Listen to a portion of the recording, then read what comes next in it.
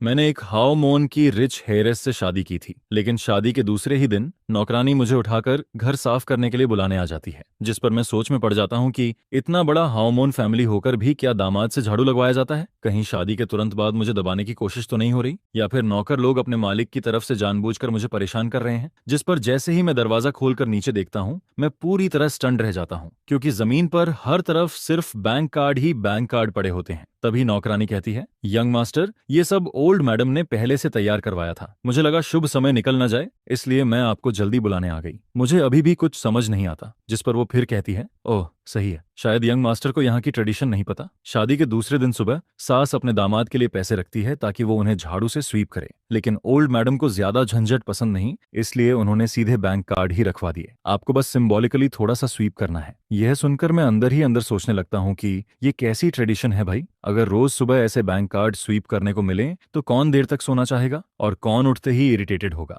जिस पर मैं तुरंत झाड़ू उठाता हूँ और कमरे के बाहर पड़े सारे कार्ड स्विप करके अंदर खींचने लगता हूँ। मुझे नहीं पता एक कार्ड में कितना पैसा है, लेकिन अगर एक कार्ड में सिर्फ 10,000 युआन भी हों, तब भी इतने सारे कार्ड मिलाकर लाखों युआन तो बन ही जाते हैं। तभी नौकरानी फिर कहती है, यंग मास्टर, ओल्ड मैडम ने कहा है कि पासवर्ड आपका बर्थडे है। वो कार्ड मुझे थमाती है, लेकिन मैं अभी कुछ बोल भी नहीं पाता कि सामने वाले बेडरूम का दरवाजा खुल जाता है, जिस पर मेरी नजर एक बेहद खूबसूरत लड़की पर पड़ती है। Good morning. वो मेरी तरफ देखती है, फिर मेरे हाथों में भरे बैंक कार्ड्स पर नजर डालती है। इतने कार्ड थे कि मैं उन्हें ठीक से पकड़ भी नहीं पा रहा था। जिस पर वो कैजुअली कहती है, इतना फॉर्मल होने की जरूरत नहीं है, आराम से यूज करो। ये कहकर वो मास्टर बेडरूम में चली जाती है। वैसे भी मैं कोई फॉर्मल होने वाला नहीं था। अभी थोड़ी देर पहले ही मैं कार्ड लेने वाला था, लेकिन उसी ने बीच में इंटरप्ट कर दिया। जिस पर जैसे ही आंट जांग मुझे कार्ड्स देती है, मैं बिना किसी प्रेशर के सारे कार्ड ले लेता हूँ। इसके बाद मैं कार्ड्स लेकर वापस बेडरूम में जाता हूँ, उन्हें टेबल पर रखता हूँ और फिर फ्रेश होने चला जाता हूँ। जिस पर ओरिजिनल ओनर की मेमोरीज से मुझे पता चलता है कि वो और मैं दोनों एक ही मेजर में पढ़े थे।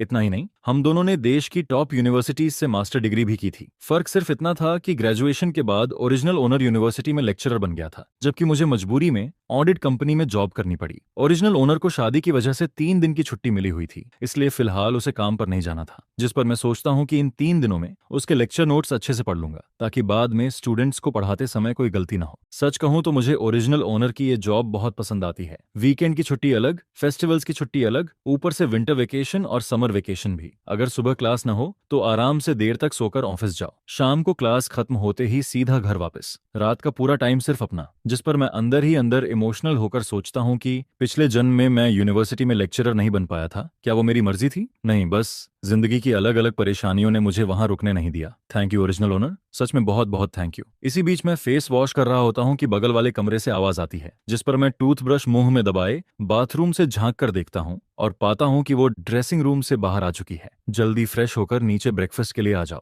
उसकी ये बात सुनकर मुझे अजीब सा फील होता है, जैसे हम दोनों काफी समय से साथ रह रहे हों। जबकि सच्चाई ये थी कि ओरिजिनल ओनर और फू युनशु आज से पहले सिर्फ 2 बार मिले थे, पहली बार एंगेजमेंट पर और दूसरी बार शादी में। इसके बाद ब्रेकफास्ट टेबल पर फू युनशु मुझे पूरी तरह इनविजिबल समझती है। वो पूरे समय मुझसे एक शब्द तक नहीं बोलती, लेकिन खाना खत्म होने के बाद वो एक बैंक कार्ड टेबल पर रख देती है। अब से तुम्हारा पॉकेट मनी इसी कार्ड में ट्रांसफर होगा, इसे यूज करना। ये कार्ड तुम्हारे आईडी से बना है, सही है ना? जिस पर मैं अंदर ही अंदर एक्साइटेड हो जाता हूँ। आखिर रिच फीमेल सीईओ वाली कहानी का पॉकेट मनी सीन भी आ ही गया। सच कहूँ, जब तक पैसा हाथ में आ रहा है मुझे फर्क नहीं पड़ता वो मुझसे बात करे या नहीं। चाहे वो घर वापस ना आए तब भी मुझे कोई प्रॉब्लम नहीं है। यह कहकर फू युनशु सीधा ऑफिस चली जाती है, जिस पर मैं कार्ड उठाकर वापस कमरे में आता हूँ और उसे बाकी स्वीप किए हुए कार्ड्स के साथ रख देता हूँ। लेकिन थोड़ी देर बाद क्यूरियोसिटी की वजह से मैं फोन बैंकिंग ऐप खोलता हूँ और उस नए कार्ड को लिंक करने की कोशिश करता हूँ, जिस पर कार्ड तुरंत लिंक हो जाता है। मैं अंदर ही अंदर सोचता हूँ, वाह, ये रिच हेयर सच में काफी थॉटफुल है। आजकल सब फोन पेमेंट यूज करते हैं, इसलिए मेरे आईडी वाला कार्ड बनवाना सबसे आसान तरीका था। लेकिन अगले ही पल बैलेंस देखकर मेरी आंखें खुली की खुली रह जाती हैं। 2 मिलियन युआन, मतलब हर महीने सिर्फ पॉकेट मनी ही 2 मिलियन युआन है। जिस पर मैं सोचने लगता हूँ कि अगर जिंदगी ऐसी है तो फिर काम करने की जरूरत ही क्या है। अब मेरी क्यूरियोसिटी सिर्फ इस कार्ड तक सीमित नहीं रहती। जिस पर मैं सुबह स्वीप किए गए कार्ड्स में से एक उठाता हूँ और उसे भी ऐप से लिंक करता हूँ। और शॉकिंग बात यह थी कि वो भी इंस्टेंटली लिंक हो जाता है। मतलब मदर इन लॉ ने जो सारे कार्ड दिए थे वो भी ओरिजिनल ओनर की आईडी से बने हुए थे। एक कार्ड में पूरे 6 लाख युआन पड़े थे। इतने सारे कार्ड मिलाकर आराम से 10 मिलियन युआन से ज्यादा बन रहे थे। जिस पर मैं तुरंत समझ जाता हूँ कि ओल्ड मैडम को नंबर 6 काफी पसंद है। आखिर चाइनीज लोग 6 को लकी नंबर मानते हैं। इसके बाद मैं मन ही मन ओरिजिनल ओनर से कहता हूँ, भाई सॉरी, लेकिन अब ये सारे पैसे ऑफिशियली मेरे हैं। सारे कार्ड लिंक करने के बाद मैं उन्हें ड्रॉर में रख देता हूँ और बाहर घूमने जाने का सोचता हूँ। आखिर पैसे आने के बाद पूरी दुनिया ही खूबसूरत लगने लगती है। सुबह से मैं शॉपिंग मॉल जाने का सोच रहा था, लेकिन अभी तक गया नहीं था, जिस पर अब मैं तय करता हूँ कि थोड़ा बाहर जाकर उस फीलिंग को एक्सपीरियंस किया जाए जहां पसंद की चीज खरीदते समय प्राइस टैग देखने की जरूरत ना पड़े। अगर इस नॉवेल वर्ल्ड में ट्रांस माइग्रेट होना एक एक्सपीरियंस है तो मैं इस rich son in law identity के हर बेनिफिट को पूरी तरह एंजॉय करूंगा और इस जिंदगी को खुलकर जीऊंगा। जिस पर मैं फोन उठाता हूँ। यंग मास्टर, क्या आपको कार अरेंज करवानी है? ओरिजिनल ओनर हमेशा खुद ड्राइव करके यूनिवर्सिटी जाता था, लेकिन मेरे पास लाइसेंस होने के बावजूद मैंने जिंदगी में कभी स्टीयरिंग नहीं पकड़ा था। सेफ्टी के लिए मैं तुरंत कहता हूँ, मुझे थोड़ी देर बाहर जाना है, कार अरेंज करवा दीजिए। इसके बाद अंकल लियू मुझे फेंगयुआन बिल्डिंग छोड़ने निकल पड़ता है। असल में मैंने किसी से मिलने का प्लान नहीं बनाया था, मैं सिर्फ सबसे बड़े शॉपिंग मॉल में जाकर घूमना चाहता था। तभी रास्ते में अंकल लियू कहता है, यंग मास्टर, ये मॉल हमारे ग्रुप का ही है, क्या अंदर वालों को पहले से इन्फॉर्म कर दूं? जिस पर मैं तुरंत मना कर देता हूँ, नहीं, मैं बस कैजुअली घूमने आया हूँ। इस बिल्डिंग में कुल 28 फ्लोर्स थे। 8वें फ्लोर से ऊपर ऑफिस कंपनीज थीं, जबकि नीचे पूरा लग्जरी शॉपिंग मॉल था। बेसमेंट में पार्किंग एरिया था। पहले 7 फ्लोर्स पर luxury brands, supermarket, mother and baby stores, indoor playground, restaurants, book store, cinema, gym, clothing stores, cafe, cat cafe और न जाने क्या क्या था। पूरा मॉल अंदर से बेहद लग्जरियस दिखता है, जिस पर जैसे ही मैं अंदर जाकर एक लग्जरी कार शोरूम की तरफ बढ़ता हूँ, तभी एक मैरिड कपल सीधे मेरी तरफ आते दिखाई देते हैं। टीचर वैन, आप यहाँ कैसे? जिस पर मैं शांत होकर ओरिजिनल ओनर की मेमोरी सर्च करने लगता हूँ। ये आदमी ओरिजिनल ओनर का कॉलिग था, जिसका नाम जियांग हाओ था। उसकी वाइफ की डिलीवरी डेट आने में अब भी 1 महीने से थोड़ा ज्यादा समय बाकी था। दोनों यूनिवर्सिटी में एक ही ऑफिस शेयर करते थे, लेकिन जियांग हाओ रेयरली ऑफिस आता था। ज्यादातर वहां सिर्फ मैं ही रहता था, जिस पर उसे हमेशा लगता था कि मैं उसकी जगह कब्जा करके बैठा हूँ। उसका सवाल सुनकर मुझे थोड़ा अजीब फील होता है, मैं यहाँ नहीं रहूंगा तो कहाँ रहूंगा? जिस पर वो फिर कहता है, क्या तुम शादी की छुट्टी लेकर होम टाउन नहीं गए थे? और शादी करके भी तुमने यूनिवर्सिटी के किसी को लेग को इन्वाइट तक नहीं किया? अब सब लोग गेस कर रहे हैं कि शायद तुम्हारी वाइफ दिखाने लायक नहीं है, इसलिए तुमने किसी को नहीं बुलाया। सब लोग इसी बात पर चर्चा कर रहे हैं कि आखिर तुम्हारी वाइफ कैसी होगी। असल में ओरिजिनल ओनर ने कभी भी कॉलेग्स को अपनी शादी के बारे में नहीं बताया था। किसी को ये तक नहीं पता था कि उसने किससे शादी की है। उसके लिए ये पूरी तरह पर्सनल मैटर था। और वैसे भी अगर वो लोगों से कहता कि उसकी वाइफ फू युनशु है तो शायद कोई विश्वास भी नहीं करता, क्योंकि नॉर्मल दिनों में ओरिजिनल ओनर बहुत लो प्रोफाइल रहता था। सब लोग यही सोचते थे कि वो किसी ऑर्डिनरी फैमिली से आया है, जबकि सच ये था कि उसका परिवार भी हाईचेंग की एक फेमस हाओमोन फैमिली था। उनकी शादी में आने वाले लोग बिजनेस वर्ल्ड और रिच फैमिलीज के बड़े बड़े लोग थे। कॉलेग्स को इनवाइट न करने की वजह सिर्फ इतनी थी कि ओरिजिनल ओनर को यूनिवर्सिटी ज्वाइन किए अभी आधा महीना ही हुआ था। वहां उसका कोई खास जान पहचान वाला था ही नहीं। हालांकि यूनिवर्सिटी के कुछ लीडर्स शादी में आए थे, जिस पर मैं कैजुअली जवाब देता हूँ, मेरी वाइफ जिंग सिटी में रहती है, मैं होम टाउन नहीं गया था। यह सुनकर जियांग हाओ फिर पूछता है, तो फिर तुम्हारी वाइफ तुम्हारे साथ क्यों नहीं आई? नॉर्मली शादी के बाद लोग मैरिज लीव लेते हैं, फिर वो अभी भी काम पर क्यों जा रही है? ये कंपनी देखते ही समझ आ रहा है कि प्रॉपर नहीं है, शादी की छुट्टी तक नहीं देती। इसके बाद वो खुद की कहानी शुरू कर देता है। जब मेरी शादी हुई थी तब मैंने 3 दिन की मैरिज लीव के अलावा एनुअल लीव भी ली थी। मैं अपनी वाइफ को बाली हनीमून पर लेकर गया था। तुम लोग हनीमून पर नहीं जा रहे क्या? जिस पर मैं उसके चेहरे की तरफ देखता हूँ और तुरंत समझ जाता हूँ कि असली बात क्या है। उसे बस दूसरों की पर्सनल लाइफ में दखल देना पसंद था, और साथ ही खुद को सुप्रिय साबित करना भी। जिस पर मैं हल्की मुस्कान के साथ कहता हूँ, वो अभी काम में बिजी है। सुबह बता रही थी कि इंटरनेशनल मीटिंग है, करोड़ों के डील पर डिस्कशन चल रहा है। मैं उसका टाइम वेस्ट नहीं करना चाहता था, इसलिए अकेले घूमने निकल आया। फिर मैं आगे कहता हूँ, और फ्यूचर में बच्चे होने के बाद नैनी रख लेंगे। पोस्टमार्टम पीरियड खत्म होते ही बेबी सिटर भी रख सकते हैं। यह सुनकर जियांग हाओ तुरंत पूछता है, तो तुम लोगों ने कन्फाइनमेंट सेंटर भी सिलेक्ट कर लिया होगा? जिस पर मैं अंदर ही अंदर हंस पड़ता हूँ। रिच फैमिलीज में बच्चे खुद कौन संभालता है, वहां तो नैनी और बेबी सिटर रखना नॉर्मल बात है। मेरी ये कैजुअल बातें सीधे उसकी वाइफ के दिल में चुभ जाती हैं, क्योंकि उनकी फाइनेंशियल कंडीशन उतनी अच्छी नहीं थी। जिस पर जियांग हाओ का चेहरा तुरंत खराब हो जाता है। अभी नहीं चुना, देख रहे हैं, आज हम बेबी क्लॉथ्स खरीदने आए हैं। इसके बाद वो ऑकवर्ड होकर कहता है, अच्छा टीचर वेन, हम ऊपर 2nd फ्लोर जा रहे हैं, फिर मिलते हैं, ठीक है, बाय। उनके जाने के बाद मैं भी मदर एंड बेबी स्टोर की तरफ बढ़ जाता हूँ। मैं ओरिजिनल ओनर के चाइल्डहुड फ्रेंड के बच्चे के लिए कुछ न्यूबॉर्न सामान खरीदना चाहता था। उसकी वाइफ का अभी हाल ही में पोस्टमार्टम पीरियड खत्म हुआ था, और मजेदार बात यह थी कि जियांग हाओ से मिलने के बाद ही मुझे ओरिजिनल ओनर के उस क्लोज फ्रेंड की याद आई थी। लेकिन मुझे क्या पता था कि उसी मदर एंड बेबी स्टोर में मेरी मुलाकात जियांग हाओ कपल से दोबारा हो जाएगी। जिस पर मेरा घूमने का मूड थोड़ा खराब हो जाता है। स्टोर काफी बड़ा था, इसलिए मैं सीधे दूसरे सेक्शन में चला जाता हूँ ताकि उनसे दोबारा सामना ना हो, वरना फिर उसके सार्कास्टिक कमेंट्स सुनने पड़ते। इसके बाद मैं 1 लाख युआन से ज्यादा की शॉपिंग कर देता हूँ और डिलीवरी एड्रेस अपने दोस्त के घर का दे देता हूँ। फिर मैं गोल्ड स्टोर की तरफ निकल जाता हूँ। असल में ओरिजिनल ओनर को बचपन से ही ब्रांडेड चीजें और एक्सपेंसिव गिफ्ट्स मिलते रहे थे, इसलिए उसे गोल्ड ज्वेलरी में ज्यादा इंटरेस्ट नहीं था, लेकिन मैं अलग था। मैंने कभी इमेजिन भी नहीं किया था कि जिंदगी में ऐसा दिन आएगा जब मैं गोल्ड देखते हुए प्राइस की चिंता न करूं, जिस पर मैं अपने दोस्त के बच्चे के लिए एक गोल्ड लॉन्गेविटी लॉक खरीदता हूं, फिर अपने लिए भी एक गोल्ड ब्रेसलेट ले लेता हूं। बाकी क्लॉथ्स वगैरह खरीदने का मेरा कोई प्लान नहीं था। घर के ड्रेसिंग रूम में पहले से बहुत सारे कपड़े पड़े थे, बाद में खरीद लूंगा। जब मैं घर लौटता हूं तब सिर्फ 11 बजे हुए होते हैं, जिस पर मैं पहले शावर लेता हूं, फिर कैजुअल होम क्लोथ्स पहनकर बाहर आता हूं। तभी अचानक एक अनएक्सपेक्टेड कॉल आ जाता है। वेंचन, आज तुमने बच्चों के लिए इतना सारा सामान खरीदा। जिस पर मैं हंसते हुए पूछता हूं, तो क्या सबको पसंद आया? सामने से तुरंत जवाब आता है, बहुत पसंद आया, तुमने बिल्कुल हमारी पसंद की चीजें खरीदी हैं। वो टॉय कार तो इतनी प्रैक्टिकल है कि मेरा भी खेलने का मन कर रहा है। फिर वो एक्साइटेड होकर कहता है, और तुमने बच्चों के लिए गोल्ड लॉक भी खरीदा है? जिस पर मैं जवाब देता हूँ, हाँ, कल मैं खुद लेकर आऊंगा। अरे यार, इतना खर्चा क्यों किया? लेकिन अगले ही पल उसकी गॉसिप मोड चालू हो जाती है। अच्छा छोड़ो, ये बताओ कल रात कैसा रहा? ये सुनकर मैं तुरंत समझ जाता हूँ कि ये किस तरफ बात ले जाना चाहता है। जिस पर मैं सीधा बोल देता हूँ, हम दोनों अलग अलग कमरे में सोए थे। सामने वाला तुरंत शॉक हो जाता है, क्या अभी शादी हुई और तुम लोग अलग सो रहे हो? ऐसे तो तुम दोनों में फीलिंग्स डेवलप ही नहीं होंगी। आखिर तुम सोच क्या रहे हो? वो फिर आगे कहता है, तुम कोई कॉन्ट्रैक्ट मैरिज तो कर नहीं रहे,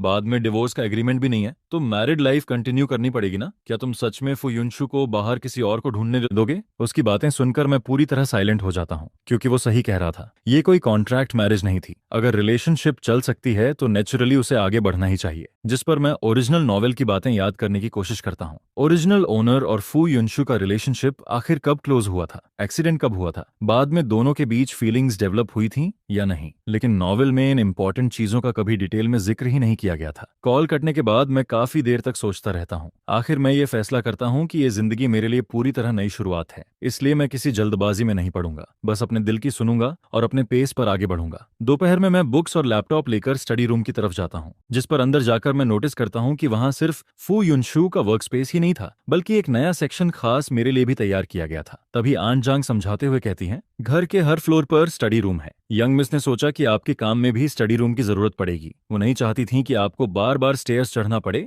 इसलिए उन्होंने ये जगह स्पेशली तैयार करवाई है। वो आगे कहती है, सेकंड फ्लोर वाले स्टडी रूम में नॉर्मली यंग मिस काम करती हैं और दूसरा हाफ आपका है। यह सुनकर मुझे थोड़ा सरप्राइज फील होता है। मैंने सोचा भी नहीं था कि फुयुनशु इतनी छोटी छोटी बातों का भी ध्यान रखती होगी। जिस पर मैं बिना फॉर्मल हुए सीधे अपने वर्क स्पेस में जाकर बैठ जाता हूँ। लैपटॉप और बुक्स रखते ही आन जांग मेरे लिए फ्रूट जूस रखकर चली जाती है। इसके बाद मैं अकेले बैठकर ओरिजिनल ओनर के प्रोफेशनल सब्जेक्ट्स पढ़ने लगता हूँ और कुछ देर बाद मुझे एहसास होता है कि उसकी पढ़ाई और मेरी पढ़ाई में ज्यादा फर्क नहीं था। जिस पर मुझे किताबों में लिखा कंटेंट बिल्कुल भी अनफेमिलियर नहीं लगता। आखिर कॉलेज टाइम में मैं हमेशा स्कॉलरशिप लेने वालों में से था, इसलिए फर्स्ट ईयर स्टूडेंट्स को पढ़ाना मेरे लिए कोई बड़ी बात नहीं थी। मुझे मास्टर डिग्री कंप्लीट किए अभी सिर्फ 2 महीने हुए थे और जॉब ज्वाइन किए भी आधा महीना ही हुआ था। अभी सितंबर का बीच चल रहा था। यही वो समय था जब नए फर्स्ट ईयर स्टूडेंट्स यूनिवर्सिटी में एडमिशन लेते हैं। उनकी मिलिट्री ट्रेनिंग को भी आधा महीना हो चुका था और अब जल्द ही उनकी रेगुलर क्लासेस शुरू होने वाली थी। लेकिन किसी तरह की गलती ना हो, इसलिए मैं पहले से लेक्चर देने की प्रैक्टिस करने लगता हूँ। इसी बीच नीचे फर्स्ट फ्लोर के लिविंग रूम में फू युनशु ऑफिस से वापस आती है। यंग मास्टर कहाँ है? जिस पर आन जांग जवाब देती है, यंग मास्टर ऊपर स्टडी रूम में है, वो बहुत मेहनती हैं। अभी थोड़ी देर पहले मैं उन्हें ड्रिंक देने गई थी, तब वो लेक्चर प्रैक्टिस कर रहे थे।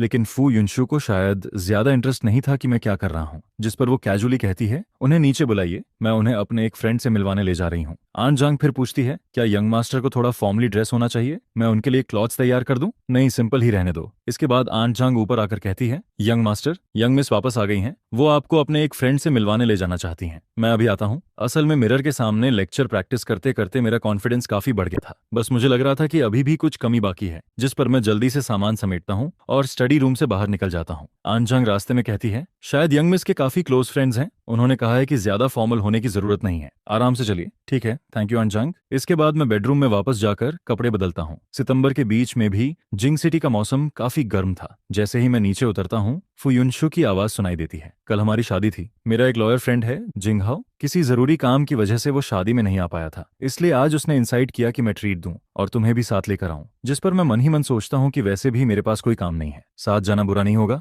असल में मैं उसके फ्रेंड्स और रिलेटिव्स को थोड़ा और जानना चाहता था। आखिर मुझे ये भी पता लगाना था कि उसके किन लोगों से खराब रिलेशंस हैं, ताकि फ्यूचर वाले कार एक्सीडेंट के बारे में थोड़ा कॉशियस रह सकूं। रास्ते में वो अचानक पूछती है, आज तुम पूरे दिन घर पर ही थे? जिस पर मैं जवाब देता हूँ, नहीं, सुबह फेंग्युआन बिल्डिंग गया था, फेंग शाओ के बच्चे के लिए कुछ सामान खरीदा। इसके बाद कार धीरे धीरे एक शांत इलाके में पहुंचती है। बाहर एक साइनेज लगा था जिस पर रेस्टोरेंट का नाम लिखा हुआ था। फुयुनशु बताती है, ये एक फैमिली रेस्टोरेंट है, ऑनर हाइचेंग का है और यहाँ के हाइचेंग डिशेस काफी ऑथेंटिक हैं, शायद तुम्हें पसंद आए। फिर वो कार से उतरते हुए कहती है, चलो वो लोग अंदर इंतजार कर रहे हैं। जिस पर मैं पूछता हूँ, हम दोनों के अलावा और कौन है? वो जवाब देती है, एक मैरिड कपल है, तुम उन्हें देखते ही पहचान जाओगे। और सच में अंदर पहुंचते ही मैं उन्हें पहचान लेता हूँ। वो लेयू कपल थे, दोनों इंटरनेट पर बेहद फेमस ब्लॉगर्स थे। उनका जॉइंट अकाउंट लेयू कपल नाम से था। सभी प्लेटफॉर्म्स मिलाकर उनके 20 मिलियन से ज्यादा फॉलोअर्स थे। वांग यू एक लॉयर थी जो इंटरनेट पर लीगल नॉलेज शेयर करती थी। वो अलग अलग केसेस एक्सप्लेन करती थी और जरूरतमंद लोगों को फ्री लीगल हेल्प भी देती थी। वहीं उसका हस्बैंड रेन लई पहले सर्टिफाइड अकाउंटेंट था, लेकिन बाद में फुल टाइम हाउस हस्बैंड बन गया। वो बच्चे संभालने के साथ साथ डेली लाइफ वीडियोस बनाता था और लाइव स्ट्रीम सेलिंग भी करता था, जिस पर मैं अंदर ही अंदर राहत की सांस लेता हूँ। अच्छा हुआ, पढ़ाई के अलावा मैं शॉर्ट वीडियोस भी काफी देखता था, इसलिए इन्हें पहचान गया। इसके बाद फू युनशु मेरा इंट्रोडक्शन करवाती है। ये मेरे हस्बैंड हैं वेन चेन। शायद मुझे तुम दोनों का इंट्रोडक्शन इन्हें देने की जरूरत नहीं पड़ेगी। जिस पर दोनों हंसते हुए कहते हैं, हेलो ब्रदर इन लॉ। मैं भी मुस्कुराकर जवाब देता हूँ, हेलो, मैं आप दोनों को बहुत अच्छे से जानता हूँ, मैंने आपके अकाउंट फॉलो भी किए हुए हैं। यह सुनकर दोनों खुश हो जाते हैं। सच में? अरे वाह, ये तो हमारी खुशी की बात है। इसके बाद वांग यू कहती है, कल जब तुम्हारी शादी थी तब मैं कोर्ट में क्लाइंट का केस लड़ रही थी और रेन लई को अपने ग्रैंडफादर की तबीयत खराब होने की वजह से जियांग सिटी जाना पड़ा था, इसलिए हम लोग शादी में नहीं पहुंच पाए। फिर वो मुस्कुराकर कहती है, लेकिन बाकी फ्रेंड्स बता रहे थे कि मिस्टर विन बहुत हैंडसम है। आज देखकर लगता है सच में बिल्कुल Z tree in the wind जैसे हैं। इसके बाद वो फू युनशु की तरफ देखकर कहती है, युनशु तुम बहुत लकी हो। जिस पर फू युनशु हल्का ब्लश करते हुए कहती है, हाँ मैं सच में बहुत लकी हूँ। उसकी ये बात सुनते ही मेरा दिल जैसे एक पल के लिए रुक जाता है, क्योंकि ये पहली बार था जब मैंने उसे ब्लश करते हुए देखा था। इसके बाद वांग यू माहौल बदलते हुए कहती है, चलो पहले ऑर्डर करते हैं, देखो और क्या खाना है। धीरे धीरे बातचीत आगे बढ़ती है। मुझे पता चलता है कि जो कपल्स रिलेशनशिप या मैरिज में होते हैं उनका एक छोटा सा ग्रुप भी है। वो लोग कभी कभी साथ हाइकिंग, कैंपिंग और आउटिंग पर जाते रहते हैं। जिस पर रेन लई कहता है, मैं तुम्हें ग्रुप में ऐड कर दूंगा, बाद में हम सब साथ घूमने चलेंगे। डिनर खत्म होने के बाद हम लोग वापस कार में बैठते हैं। तभी फू युनशु कहती है, ये दोनों घूमने फिरने के मामले में एक्सपर्ट्स हैं। अगर तुम्हें हनीमून के लिए कोई जगह समझ ना आए तो रेन लई से पूछ सकते हो, या फिर जहां जाना हो मुझे बता देना। यह सुनकर मुझे लगा जैसे मैंने गलत सुन लिया हो। हनीमून? अचानक ये टॉपिक कहां से आ गया? और सबसे बड़ी बात, क्या हम दोनों सच में हनीमून पर जाएंगे? जिस पर मैं अंदर ही अंदर इमेजिन करने लगता हूं कि क्या हम वहां जाकर बस एक दूसरे को ब्लैंक फेस से देखते रहेंगे। तभी वो कामली कहती है, ये मॉम ने अरेंज किया है। मैंने तुम्हारे यूनिवर्सिटी लीडर से बात करके तुम्हारे लिए 1 महीने की छुट्टी अप्रूव करवा दी है, बस अभी तक तुम्हें बताया नहीं था। ये सुनकर मैं पूरी तरह स्टन रह जाता हूँ। सच में ये मदर इन लॉ अल्टीमेट निकली। मैं खुशी से कुछ बोल ही नहीं पाता। उस रात पूरे एक्साइटमेंट की वजह से मुझे नींद ही नहीं आती। आखिर अचानक से 1 महीने की छुट्टी मिल गई थी, जिस पर अगले दिन मैं सीधे सुबह 11 बजे उठता हूँ, फ्रेश होकर आरामदायक क्लोथ्स पहनता हूँ और ड्राइवर से कहता हूँ कि मुझे सीधे मेरे चाइल्डहुड फ्रेंड के घर ले चले। इसी बीच फू युनशु का मैसेज आता है, मुझे अचानक बिजनेस ट्रिप पर जाना पड़ रहा है, मैं कल वापस आऊंगी। इन 2 दिनों में तुम अपना सामान तैयार कर लेना। कल शाम हमारी फ्लाइट गैंग सिटी के लिए है। ये पढ़कर मैं अंदर ही अंदर दंग रह जाता हूँ। प्लेन टिकट्स तक पहले से बुक हो चुकी थी। सच में उसकी वर्किंग स्टाइल बेहद फास्ट और एफिशिएंट थी। कल रात मैंने बस इतना कहा था कि मुझे कोई ऑब्जेक्शन नहीं है, वो जैसे चाहे अरेंज कर सकती है। और अब हनीमून का पहला डेस्टिनेशन सीधे गैंग सिटी निकल आया। वैसे मुझे भी गैंग सिटी देखने की काफी इच्छा थी। आखिर वो जगह अपनी लग्जरी और नाइट लाइफ के लिए फेमस थी। लेकिन अफसोस, मैं अभी दोस्त के घर से खाना खाकर निकला ही था कि अचानक मदर इन लॉ साइड से एक कॉल आ जाता है, यंग मास्टर, ओल्ड मैडम गिर गई हैं, अभी उन्हें हॉस्पिटल ले जाया गया है। यह सुनते ही मैं तुरंत कॉल काटता हूँ और सीधे हॉस्पिटल की तरफ भागता हूँ। जब मैं पहुंचता हूँ तब mother in law already operation room में जा चुकी होती हैं, जिस पर सर्वेंट्स मुझे पूरी बात बताते हैं। यंग मास्टर, खाना खाने के बाद ओल्ड मैडम गार्डन में वॉक करने गई थी। वहां कॉर्नर में एक स्ट्रे कैट बैठी थी। उसे देखकर उन्हें दया आ गई और वो उसे खाना देने के लिए आगे बढ़ी। लेकिन परसों रात बारिश हुई थी, उस कोने की जमीन अभी भी गीली थी। ओल्ड मैडम का पैर फिसल गया और वो गिर गईं। इसके बाद सर्वेंट गंभीर आवाज में कहता है, डॉक्टर ने चेक करके बताया है कि उनकी राइट आर्म फ्रैक्चर हो गई है, राइट लेग भी बुरी तरह कट गई है, तुरंत सर्जरी करनी पड़ेगी। यह सुनकर मैं राहत की सांस लेता हूँ कि कम से कम उनका सिर जमीन से नहीं टकराया, बाकी शरीर भी सेफ था, वरना मैं सच में फुयुनशु को फेस नहीं कर पाता। सिर्फ सुनकर ही मुझे दर्द फील होने लगता है। आखिर उनकी उम्र भी काफी हो चुकी थी। ऐसी उम्र में गार्डन में गिरकर हाथ टूट जाना, उस वक्त उन्हें कितना दर्द हुआ होगा, ये सोचकर ही मेरा दिल भारी हो जाता है। जिस पर मैं मन ही मन सर्वेंट्स पर भी नाराज होता हूँ। इतने बड़े मैंशन में ओल्ड मैडम अकेली कैसे घूम रही थी? किसी को उनके साथ होना चाहिए था। इसी बीच मुझे याद आता है कि फादर इन लॉ तो इस समय अटलांटिक ओशन के उस पार वेकेशन एंजॉय कर रहे थे और फू युनशु भी बिजनेस ट्रिप पर बाहर गई हुई थी। अगर खबर मिल भी जाती तब भी उसे शाम की फ्लाइट का इंतजार करना पड़ता, तभी वो वापस आ पाती। जिस पर सबसे पहले वहां पहुंचने वाले इंसान होने के नाते मैं नौकरों और बटलर से सवाल किए बिना नहीं रह पाता। ओल्ड मैडम इस हालत में गिर गईं, पता नहीं उन्हें कितना दर्द सहना पड़ा होगा। उस वक्त कोई भी उनकी मदद करके उस बिल्ली को उठाने क्यों नहीं आया? लॉजिक से देखा जाए तो इतने बड़े रॉयल फैमिली जैसे घर में सिर्फ छोटे से गार्डन की सफाई के लिए भी काफी सारे सर्वेंट्स चाहिए होते हैं। फिर उस वक्त आंगन में मौजूद सर्वेंट्स आखिर गए कहाँ थे? और एक स्ट्रे कैट को ऐसे खुले में घूमने कैसे दिया गया? जिसके बाद दीवार के कोने में जमा पानी भी समय पर साफ क्यों नहीं किया गया? नॉर्मली हमेशा कोई ना कोई मैडम के साथ रहता है, लेकिन आज जब ओल्ड मैडम गार्डन में गई थी तो उनके साथ जाने वाले सर्वेंट को अचानक किसी काम से बुला लिया गया, जिस पर वो थोड़ी देर के लिए वहां से चला गया। उस वक्त मैं सबके साथ स्टडी कर रहा था, जिस पर मैं तुरंत बोलता हूँ, कौन सी स्टडी? मैंने मॉर्निंग क्लास, वीकली मीटिंग और मंथली रिव्यू के बारे में तो सुना है, लेकिन घर के सर्वेंट्स को खाने के बाद पढ़ाई करवाने की बात पहली बार सुन रहा हूँ। और मैंने तो कभी बटर को सर्वेंट्स को पढ़ाते हुए भी नहीं देखा। जिसके जवाब में वो कहता है, ये सेकंड मैडम का आइडिया था। उन्होंने कहा था कि ओल्ड मैडम का बर्थडे आने वाला है, इसलिए सीक्रेटली बर्थडे सेलिब्रेशन प्रिपेयर करना है ताकि उन्हें सरप्राइज दिया जा सके। इसी वजह से मैंने सोचा कि जब ओल्ड मैडम खाना खाकर आफ्टरनून रेस्ट के लिए जाएंगी तब सबको इस बारे में बताया जाए। यह सुनकर मैं सोच में पड़ जाता हूँ, ये सेकंड मैडम क्या वही नहीं जो फू युनशु की सेकंड आंट है और कहानी की फीमेल लीड की माँ भी? बैकग्राउंड स्टोरी में बताया गया था कि उसने सालों पहले फू फैमिली में शादी करने के लिए काफी गलत ट्रिक्स इस्तेमाल किए थे, जिस पर शादी के बाद उसे फू फैमिली में कभी ज्यादा रिस्पेक्ट नहीं मिली। लेकिन बाद में जब उसकी बेटी हेयर बन गई तब जाकर उसकी जिंदगी थोड़ी आसान होने लगी। फिर मैं सोचता हूँ, क्या उसकी रिलेशन अपनी मदर इन लॉ के साथ इतनी अच्छी थी? अगर ऐसा है तो फिर बर्थडे पार्टी सीक्रेटली प्रिपेयर करने की जरूरत ही क्या थी? जिस पर मैं गुस्से में बोलता हूँ, हर चीज की प्रायोरिटी होती है। इस मेंशन में तुम्हारा मेन काम ओल्ड मैडम का ध्यान रखना है, बाकी चीजें प्रोफेशनल्स को करने दो। क्या वो फैमिली के पास सर्वेंट्स हायर करने के लिए पैसे कम पड़ गए थे? लेकिन वो फिर कहता है, सेकंड मैडम ने कहा था, जिस पर मैं तुरंत उसे रोकते हुए बोलता हूँ, सेकंड मैडम, तुम सिर्फ उन्हीं की बातें क्यों सुनते हो? क्या उनकी हर बात हमेशा सही होती है? उधर ऑपरेशन थिएटर के ऊपर जलती हुई ऑपरेशन इन प्रोग्रेस वाली लाइट देखकर मेरा मन और बेचैन होने लगता है। मुझे लगा था कि फू युनशु यहाँ नहीं है और सन इन लॉ भी शायद इन सब बातों की परवाह नहीं करेगा, इसलिए मैंने ज्यादा नहीं सोचा। लेकिन अभी उसे देखकर साफ लग रहा था कि वो बहुत ज्यादा गुस्से में है। शायद मेरी जॉब भी अब जाने वाली है। जिस पर बटलर मन ही मन सोचता है, ओल्ड मैडम ने खुद इस दामाद को चुना था और ये सच में उनकी बहुत रिस्पेक्ट करता है। मेरी बातों के सामने बटलर बस ऑकवर्ड स्माइल देता है और कहता है, उस वक्त हमें लगा कि हम ओल्ड मैडम के लिए अच्छा ही कर रहे हैं, इसलिए हमने ज्यादा सोचे बिना सेकंड मैडम की बात मान ली। किसे पता था कि इतनी बड़ी घटना हो जाएगी? ये सुनकर मैं मन में सोचता हूँ, इतनी सारी चीजें एक साथ कैसे कोइंसिडेंस हो सकती हैं? किताब में फू युनशु की कजन क्या वही सेकंड मैडम की बेटी नहीं थी? और जब वो नई हेयर बनी तभी से सेकंड मैडम का इन्फ्लुएंस भी बढ़ने लगा। जिस पर मेरे मन में एक और डरावना ख्याल आता है, कहीं वो कार एक्सीडेंट भी सेकंड मैडम से जुड़ा हुआ तो नहीं था? अगर सच में ऐसा है तो क्या उसने अभी से चाल चलनी शुरू कर दी थी? ओरिजिनल ओनर की मेमोरीज में उसने हमेशा अच्छे काम किए थे, वो एक हेल्पफुल और ऑनेस्ट इंसान था। फिर उसकी मौत क्या इसलिए हुई क्योंकि उसने कुछ देख लिया था, या फिर किसी का सीक्रेट जान लिया था जिस पर किसी डेंजरस इंसान ने उसे खत्म कर दिया? फिर मैं खुद को समझाता हूँ, मैं बेवजह उन्हें विलेन नहीं बना रहा। आखिर फू युनशु के एक्सीडेंट से सबसे ज्यादा फायदा उन्हीं के परिवार को हुआ था, जिस पर मैं और ज्यादा सावधान हो जाता हूँ। अगर मेरा अंदाजा सही निकला और मैंने अभी इन्वेस्टिगेशन शुरू की तो सेकंड मैडम के लोग जरूर नोटिस कर लेंगे। फिर शायद अगला टारगेट में बन जाऊं और मेरा भी वही हाल हो सकता है जो ओरिजिनल ओनर का हुआ था।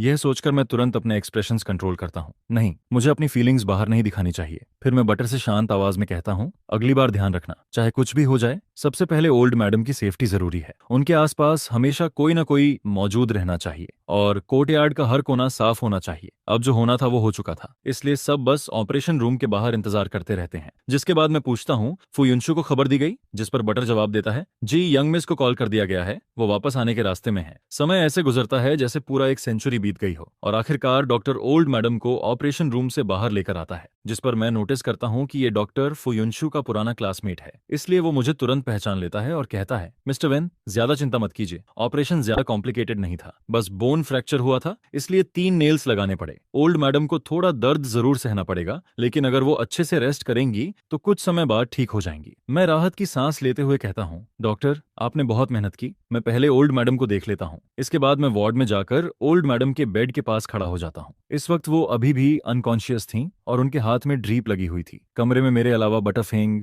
2 सर्वेंट्स और एक नर्स मौजूद थे, जिस पर मैं धीरे से कहता हूँ, इतने सारे लोग पेशेंट के आसपास मत खड़े रहो, इससे उनकी रेस्ट डिस्टर्ब होगी। आप सब बाहर वेटिंग रूम में इंतजार करो। कुछ देर बाद आखिरकार ओल्ड मैडम धीरे धीरे आंखें खोलती हैं, फिर मुस्कुराकर कहती हैं, चिंता मत करो, इंसान की जिंदगी में छोटी मोटी चोट लगती रहती है। लोग कहते हैं कि फ्रैक्चर होना किसी बड़ी मुसीबत को अपने ऊपर लेना होता है, तो समझ लो मैंने अपने लिए एक डिजास्टर टाल दिया। उन्हें देखकर मेरे दिल में अजीब सी वार्मथ महसूस होने लगती है। वो मुझे अपनी रियल मदर से भी ज्यादा करीब लग रही थी, जिस पर मैं मुस्कुराकर कहता हूँ, मॉम आप सच में बहुत ऑप्टिमिस्टिक हैं। लेकिन अगले ही पल मुझे अपनी पिछली जिंदगी की माँ याद आ जाती है। अगर वो गिरकर फ्रैक्चर कर बैठती तो होश आते ही जरूर बोलती, सब तुम्हारी गलती है।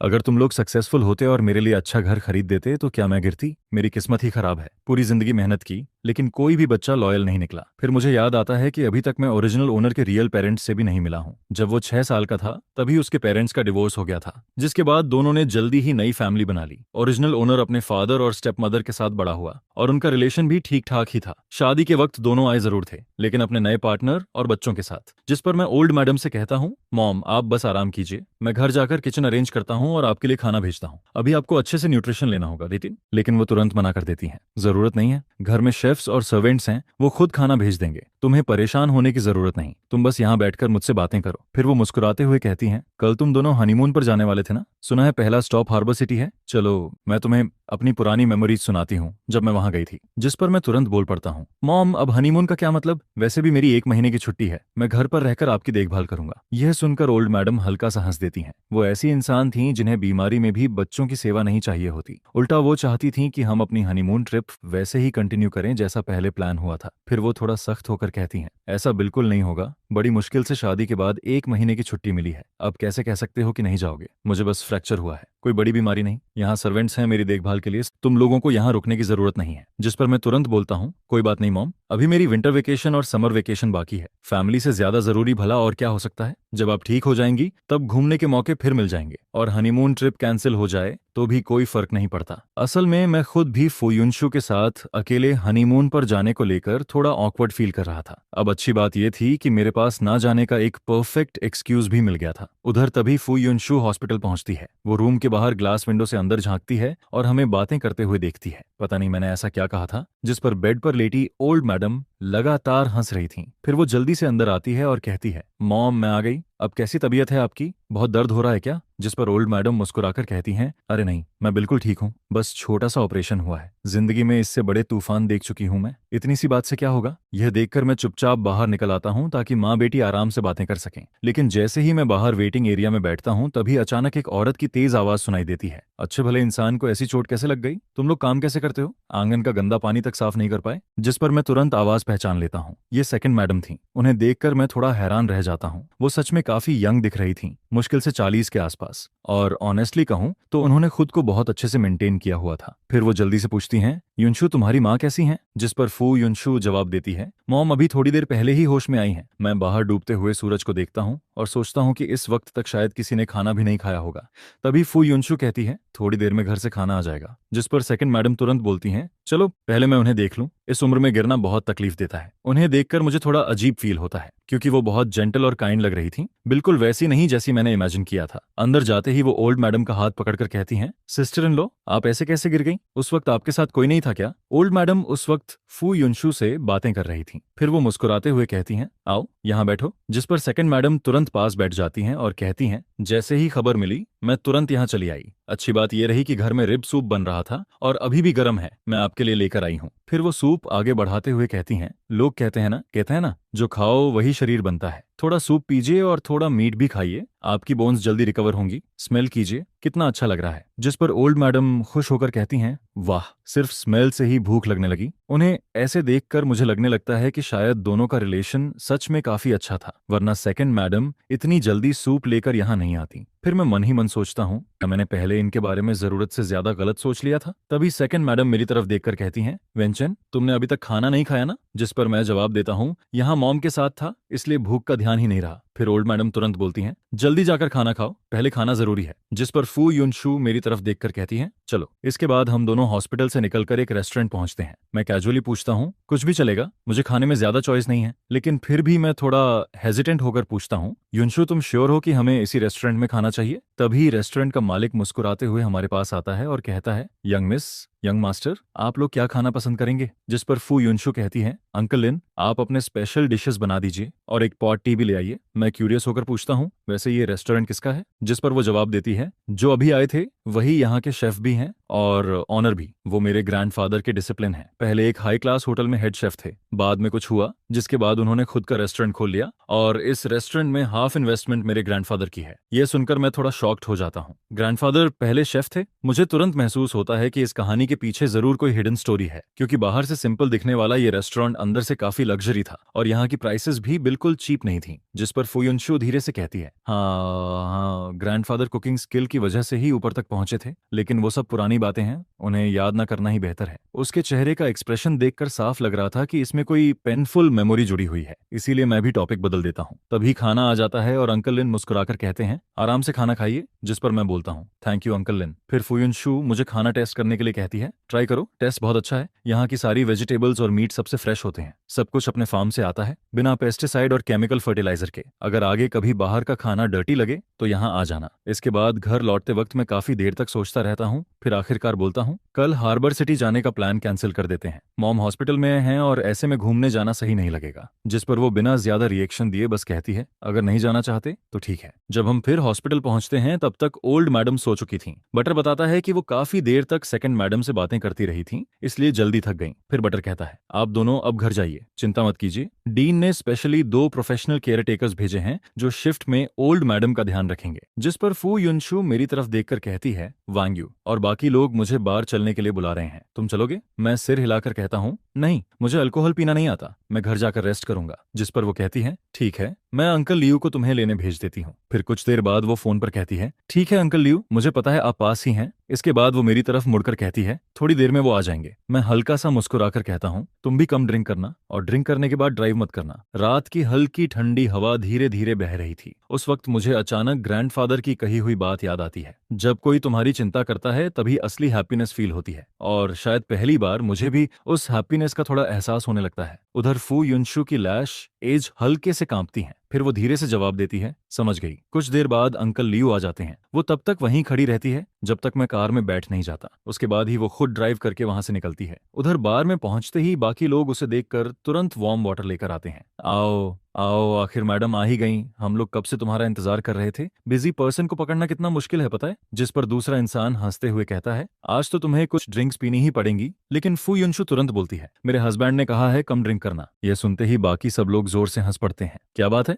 अब शादी के दूसरे दिन से ही हस्बैंड की बातें मानने लगी। फिर कोई मजाक उड़ाते हुए कहता है, अगर अल्कोहल इतनी बुरी लगती है तो आगे से बार मत आया करो, सीधे डेजर्ट शॉप जाया करो और घर जाकर हस्बैंड के साथ वाइन पीना। यह सुनकर सब लोग फिर हंसने लगते हैं। लेकिन अगले ही दिन सुबह मुझे जियांग हाओ का अचानक फोन आता है, टीचर वेन, तुमने छुट्टी क्यों ली? एक पूरा महीना हनीमून के लिए लीव ले ली। मैं कैजुअली जवाब देता हूँ, जाना है या नहीं ये जरूरी नहीं कि मैं सबको बताऊं। लेकिन मेरी बात सुनते ही वो तुरंत भड़क जाता है, सेमेस्टर अभी शुरू ही हुआ है और तुमने लीव ले ली। डिपार्टमेंट हेड ने मेरी और एक दूसरे टीचर की क्लासेस तुम्हारे ऊपर डाल दी हैं। तुम्हें पता भी है तुमने हम पर कितना बर्डन डाल दिया। जिस पर मैं थोड़ा ऑकवर्ड होकर कहता हूँ, मैंने इस बारे में ऑनेस्टली नहीं सोचा था। वैसे भी छुट्टी तो हर कोई लेता है और ये अरेंजमेंट स्कूल मैनेजमेंट ने किया है, मैंने नहीं। लेकिन वो गुस्से में बोलता रहता है, मुझे लगता है तुमने जानबूझकर ऐसा किया है। क्या इसलिए क्योंकि मेरी वाइफ डिलीवरी के करीब है और मैं लीव लेने वाला था? तुम्हें डर था कि तुम्हें मेरी क्लासेस लेनी पड़ेंगी, इसलिए पहले ही छुट्टी लेकर सारी क्लासेस मेरे सिर पर डाल दी। यह सुनकर मैं अंदर ही अंदर इरिटेट हो जाता हूँ। क्या मैं बैकडोर एंट्री लेकर आया हूँ और ऊपर से जानबूझकर क्लासेस भी उस पर डाल रहा हूँ? बिना सच जाने वो इतनी नेगेटिविटी के साथ मेरे बारे में सोच रहा था। सच में पता नहीं कैसे इंसान है ये। तभी अचानक एक आवाज आती है, सन क्या कर रहे हो? जिस पर मैं फोन नीचे रखकर जवाब देता हूँ, मॉम, आज सुबह जियांग हाओ ने अचानक कॉल किया था। उसने ना सिर्फ ये कहा कि तुम बैकडोर रिलेशन से अंदर आए हो, बल्कि ये भी बोल दिया कि तुमने अपनी सारी क्लासेस उस पर डाल दी। वो खुद को समझता क्या है? आखिर वो तुमसे ऐसे कैसे बात कर सकता है? जिस पर मॉम काफी गुस्से में बोलती रहती हैं, अगर कोई प्रॉब्लम थी तो आराम से बात करके सॉल्व नहीं कर सकता था क्या? कुछ क्लासेस ही तो हैं, उन्हें एडजस्ट किया जा सकता है। तुम रुको, अभी मैं तुम्हारे लिए बात करती हूँ। इसके बाद वो तुरंत फोन उठाती हैं और प्रिंसिपल को कॉल कर देती हैं। ओल्ड सू, ये काम तुमने ठीक से हैंडल नहीं किया। मेरा सन इन लॉ छुट्टी ले रहा था तो क्वाइटली नोटिस दे देते। अब पूरा स्कूल जान गया कि उसने हायर मैनेजमेंट के थ्रू लीव ली है, और वो एक्स्ट्रा क्लासेस उस टीचर को क्यों दे दी जिसकी वाइफ डिलीवरी लीव पर है। मैं कोई स्पेशल प्रिविलेज मांग नहीं रही, लेकिन तुम भी जानते हो ना मेरी ग्रैंडडॉटर की शादी कितनी मुश्किल से हुई है। क्या उन्हें थोड़ा टाइम साथ बिताने की जरूरत नहीं? अगर बॉन्डिंग ही नहीं होगी तो बच्चे कैसे होंगे? ये सुनकर मैं बिल्कुल स्पीचलेस हो जाता हूँ, लेकिन मॉम बिना रुके बोलती रहती हैं, दोनों अभी तक अलग अलग रूम में सोते हैं। अब तुम ही बताओ, मैं चिंता ना करूं तो कौन करे? और वैसे भी फू ग्रुप हर साल स्कूल को 50 मिलियन डोनेट करता है। मेरा सन इन लॉ थोड़ी सी छुट्टी ले ले तो क्या प्रॉब्लम है? उन 2 टीचर्स को एक्स्ट्रा पेमेंट दे दो, मामला वहीं खत्म हो जाएगा। इतनी सी बात भी सॉल्व नहीं कर सकते क्या? जिस पर सामने वाला शायद तुरंत मान जाता है। फिर मॉम आखिर में कहती हैं, ठीक है, तुम किसी को बोलकर शेड्यूल फिर से अरेंज करवा दो। फोन रखने के बाद वो मेरी तरफ देखकर मुस्कुराती हैं, चिंता मत करो, प्रिंसिपल शू सब ठीक कर देगा। मैं मन ही मन सोचने लगता हूँ, पहले मुझे रिलेशन यूज करके ऊपर आने वाले लोग बिल्कुल पसंद नहीं थे, लेकिन अब ऑनेस्टली कहूँ तो ये 1 महीने की आरामदायक छुट्टी मुझे बुरी भी नहीं लग रही थी। फिर मैं सोचता हूँ जब वापस स्कूल ज्वाइन करूंगा तब उन दोनों टीचर्स को गिफ्ट जरूर दूंगा, कम से कम ग्रैटिट्यूड तो दिखाना चाहिए। इसके बाद मॉम कहती हैं, चलो मुझे बाहर थोड़ा वॉक करवा दो, आज मौसम अच्छा है। जिस पर मैं तुरंत उनका हाथ पकड़कर बाहर ले जाता हूँ। आज आसमान में बादल थे, धूप भी नहीं थी, इसलिए वेदर काफी कंफर्टेबल लग रहा था। फू फैमिली की ओल्ड विला एक शांत इलाके में थी, लेकिन अच्छी बात यह थी कि वहां से हॉस्पिटल और स्कूल दोनों ज्यादा दूर नहीं थे। मैं धीरे धीरे ओल्ड मैडम को सपोर्ट करते हुए शांत रास्ते पर चलाता हूँ। तभी वो अचानक बोलती हैं, चैन, मुझे पता है तुम दोनों अलग अलग रूम में सोते हो, तुम्हें बताने की जरूरत नहीं, मैं समझ गई हूँ, ये जरूर युनशु का आइडिया होगा। फिर वो थोड़ा नाराज होकर कहती हैं, इन दिनों वो बहुत बिजी थी और मैं अभी हॉस्पिटल से वापस आई हूँ, लेकिन आज रात जब वो आएगी ना तो मैं उसे जरूर डांटूंगी। नई नई शादी के बाद कौन अलग रूम में सोता है? यह सुनकर मैं तुरंत पैनिक हो जाता हूँ, क्योंकि अलग सोने का आइडिया तो ओरिजिनल ओनर का था। अगर सारी ब्लेम फू युनशु पर चली गई और उसने सच बता दिया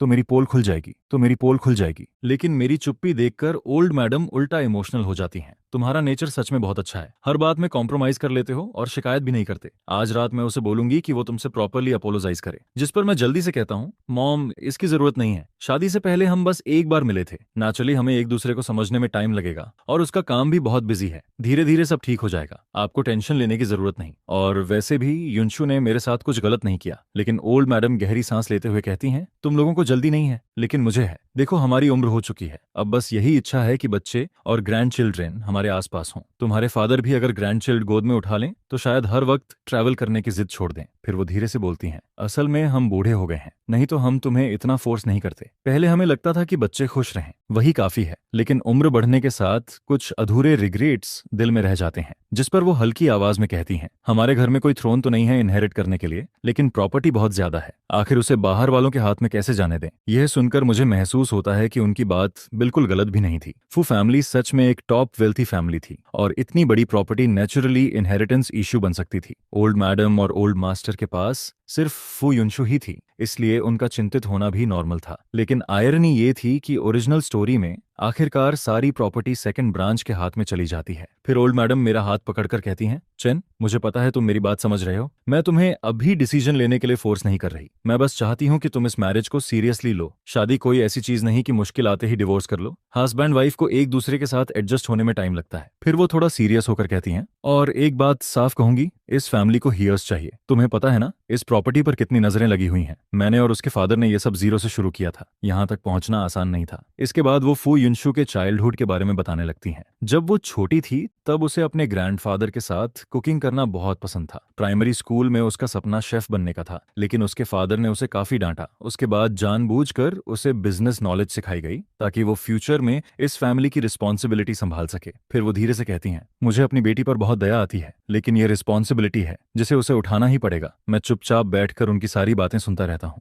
मेरे दिल में अजीब सी फीलिंग उठने लगती है। अब मुझे समझ आने लगता है कि जब उस दिन मैंने ग्रैंडफादर का जिक्र किया था तब फू युनशु का एक्सप्रेशन अचानक क्यों बदल गया था। शायद उसके चाइल्डहुड की सारी प्रेशर और मेमोरीज उसी से जुड़ी हुई थी, और शायद इसी वजह से वो बच्चे भी नहीं चाहती थी। जिस पर मैं धीरे से जवाब देता हूँ, मॉम, आपकी सारी बातें मैं समझता हूँ, लेकिन हमारी शादी को अभी ज्यादा वक्त नहीं हुआ, हमें थोड़ा समय चाहिए एक दूसरे के साथ एडजस्ट होने के लिए। और बच्चे की बात, वो सिर्फ चाहने से तुरंत नहीं हो जाता, हम दोनों अभी मेंटली तैयार नहीं है। लेकिन ओल्ड मैडम तुरंत बोलती हैं, मैंने तुम दोनों की प्रिमारियल हेल्थ रिपोर्ट देखी है, दोनों बिल्कुल हेल्दी हो, और लड़का लड़की अगर लंबे समय तक साथ रहें तो फीलिंग्स अपने आप डेवलप हो जाती हैं, इसलिए जल्दी बच्चा होना ही सबसे अच्छा है। उनका सीरियस एक्सप्रेशन देखकर मैं पूरी तरह निरुत्तर हो जाता हूँ। उस रात आखिरकार फू युनशु को वापस बुला लिया जाता है, जिस पर ओल्ड मैडम सख्त आवाज में कहती हैं, तुम दोनों अपने रूम में जाओ और थोड़ा रिलेशनशिप इंप्रूव करो, चाहे सिर्फ बैठकर बातें ही क्यों ना करो। फू युनशु शायद उन्हें नाराज नहीं करना चाहती थी, इसलिए वो क्वाइटली उठती है और मुझे साथ आने का इशारा करती है। मैं रूम में जाकर कैजुअली सोफा पर बैठ जाता हूँ और फोन चलाते हुए शाम की सारी बातें सोचने लगता हूँ। डिनर के वक्त ओल्ड मैडम ने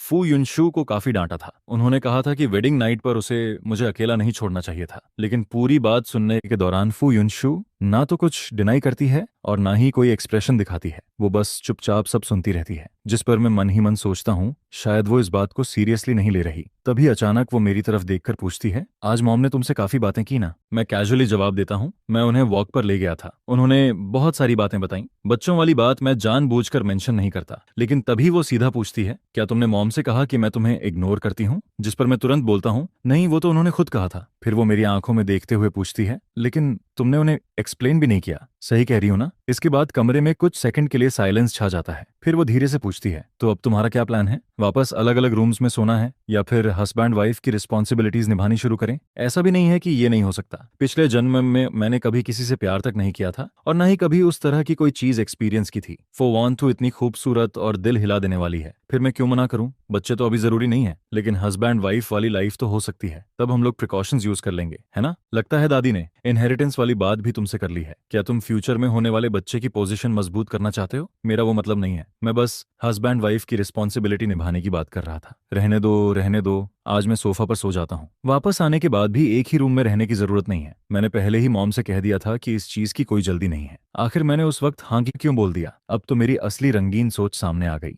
इन 2 सालों में मेरा बच्चा पैदा करने का कोई प्लान नहीं है, और वैसे भी पहले मेरा अलग रूम में सोने का कोई इरादा नहीं था। ये सजेशन तो तुम्हारा था, मैं तुम्हारी राय की रिस्पेक्ट करती हूँ। अगर तुम सिर्फ मॉम की बात मानकर मेरे साथ कोऑपरेट कर रहे हो तो उसकी बिल्कुल जरूरत नहीं है। मुझे किसी को फोर्स करके हस्बैंड वाइफ की ड्यूटी निभाना पसंद नहीं है, और जहां तक हमारी शादी का सवाल है, तुम्हें उसकी भी चिंता करने की जरूरत नहीं है। फो और ऑन फैमिली की ये शादी बिजनेस बेनिफिट से जुड़ी हुई है। उसकी बातें सुनकर मेरा दिमाग थोड़ा सुन्न पड़ जाता है। मैं तो यहाँ दूसरी दुनिया में सिर्फ लाइफ एंजॉय करने आया था। मैं बस आज के लिए जीना चाहता हूँ। ये कोई दादी का प्रेशर नहीं है, मैं तो बस मॉम से नॉर्मली बात कर रहा था। उनकी बातें सुनकर लगा कि वो गलत भी नहीं कह रही हैं। अगर तुम फिर भी ऐसा ही सोचती हो तो मैं क्या ही कह सकता हूँ। और वैसे भी हस्बैंड वाइफ वाली रिस्पॉन्सिबिलिटी हर बार अवॉइड नहीं की जा सकती। जब तक डिवोर्स ना हो, क्या हम हमेशा बिना फिजिकल रिलेशनशिप वाली मैरिज में ही रहेंगे? ये आदमी सच बोल रहा है या बस मुझे खुश करने के लिए बोल रहा है? तभी मैं देखता हूँ कि वो मुझे लगातार बिना पलक झपकाए घूरे जा रही है, जिस पर मैं फैसला करके उसे सीधे अपनी बाहों में खींच लेता हूँ और फिर गोद में उठाकर बेड की तरफ ले जाता हूँ। इसके बाद मैं उसे धीरे से बेड पर रख देता हूँ। तभी मुझे फील होता है कि उसका पूरा बॉडी स्टिफ हो चुका है। टेंशन मत लो, आज कुछ भी प्रिपेयर नहीं है, मैं तुम्हें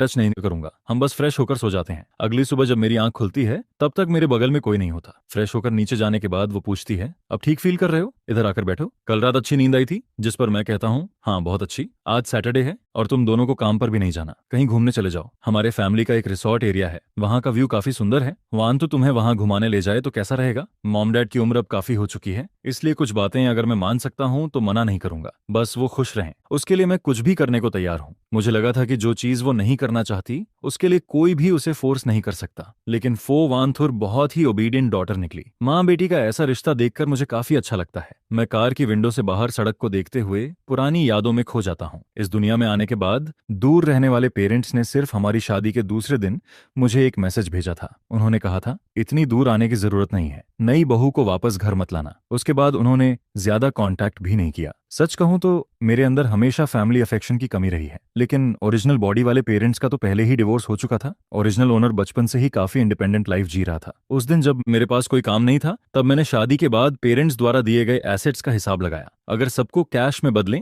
तो करीब 100 मिलियन से ज्यादा की प्रॉपर्टी निकलती है। कैश के अलावा उसमें बहुत सारी रियल एस्टेट और कंपनी शेयर्स भी शामिल हैं। मतलब अगर मैं फो फैमिली पर डिपेंड ना भी करूं तब भी पूरी जिंदगी आराम से काट सकता हूं। हालांकि ओरिजिनल ओनर अपने पेरेंट्स के करीब नहीं था, लेकिन उन्होंने उसे देने वाली चीजों में कभी कमी नहीं छोड़ी। फिर मुझे अपने पेरेंट्स याद आ जाते हैं। वो तो मेरी कॉलेज फीस तक नहीं दे पाए थे। पूरा खर्च मैंने खुद पार्ट टाइम जॉब्स करके निकाला था। जॉब मिलने के बाद भी मुझे घर पैसे भेजने पड़ते थे। इसी सोच में मुझे पता ही नहीं चलता कि कार रिजॉर्ट की पार्किंग में पहुंच चुकी है, जिस पर वो पूछती है, क्या सोच रहे हो? पहुंच गए हैं, नीचे उतरते हैं। मैं अपने चेहरे पर हल्का थपथपाता हूँ। पता नहीं क्यों बेकार की बातें सोचता रहता हूँ। अभी की लाइफ इतनी आरामदायक है, मुझे खुश रहना चाहिए। कार से उतरते ही मुझे कुछ बड़े पुराने पेड़ दिखाई देते हैं। तभी मैं रुककर फोटो ले रहा होता हूँ और दूसरी तरफ फोवांतु टिकट काउंटर वाले स्टाफ से कुछ बात कर रही होती है। तभी कोई आवाज देता है, जीजा जी, जिस पर मैं तुरंत पहचान जाता हूँ। ये फो तिन्हा है, फो वैंतु का कजन। सही कहें तो वो सेकंड फैमिली ब्रांच का अडॉप्टेड सन है। नॉवेल में मेंशन था कि नाम तिन्हा जब 6 साल का था तब उसकी रियल फैमिली के साथ एक्सीडेंट हो गया था। बाद में सेकंड मैडम ने उसे अडॉप्ट कर लिया और वो पूरे परिवार का लाडला बन गया क्योंकि वो सबसे छोटा था, ऊपर से क्यूट और ओबीडियंट भी, इसलिए एल्डर्स भी उसे बहुत प्यार करते थे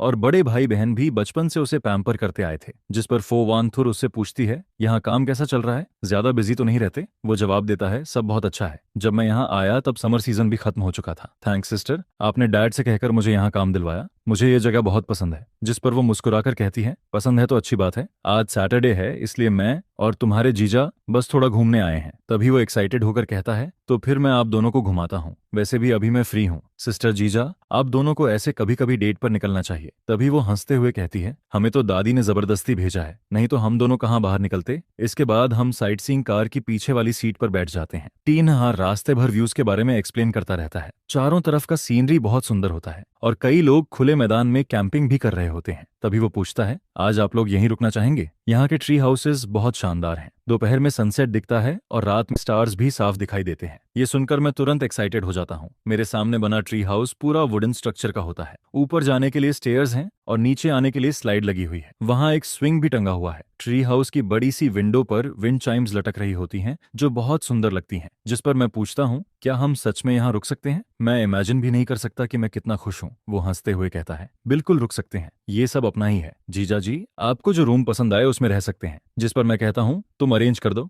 आज हम यहीं रुकेंगे। इसके बाद वो बताता है कि यहाँ हर दिन लोग सफाई करने आते हैं। अभी मैं किसी को एक्स्ट्रा सामान प्रिपेयर करने के लिए बोल देता हूँ। ये कहकर वो मुझे आंख मारता है। उसका वो विंक देखकर ही समझ आ जाता है कि उसके दिमाग में जरूर कुछ चल रहा है। इसके बाद हम कुछ और जगह घूमते हैं, फिर रेस्टोरेंट जाकर खाना खाते हैं। तभी वो कहता है, सिस्टर जीजा, दोपहर में मेरी मीटिंग है इसलिए मैं आगे आपके साथ नहीं रह पाऊंगा। ट्री हाउस सब तैयार करवा दिया है, आप लोग पहले जाकर थोड़ा रेस्ट कर लीजिए, फिर बाद में घूमना। जिस पर फोवांथुर कहती है, ठीक है, तुम अपना काम देखो, हम दोनों खुद घूम लेंगे। फोवांथु मेरे पीछे चलते हुए हल्के से मुस्कुरा रही होती है। वो मुझे देखते हुए पुरानी यादों में खो जाती है। उसकी पूरी जिंदगी में अगर वो खाना, सोना और पढ़ाई नहीं कर रही होती तो या तो टैलेंट क्लासेस में जाने के रास्ते में होती या फिर कंपनी में काम कर रही होती। मैं हमेशा उन लोगों से जलता था जो अपने पेरेंट्स के साथ घूमने जाया करते थे और उन दोस्तों से भी जो स्कूल खत्म होने के बाद अपने फ्रेंड्स के साथ मूवी देखने या शॉपिंग करने चले जाते थे। मेरी यूथ में शायद कोई अच्छी मेमोरीज थी ही नहीं। बाद में जब मैं बड़ा हुआ तब डैड ने धीरे धीरे कंपनी की रिस्पॉन्सिबिलिटी मेरे हाथों में दे दी, जिस पर मुझे अपने कंधों पर और ज्यादा प्रेशर फील होने लगा। बस पिछले 2 सालों में ही मैंने अपने नीचे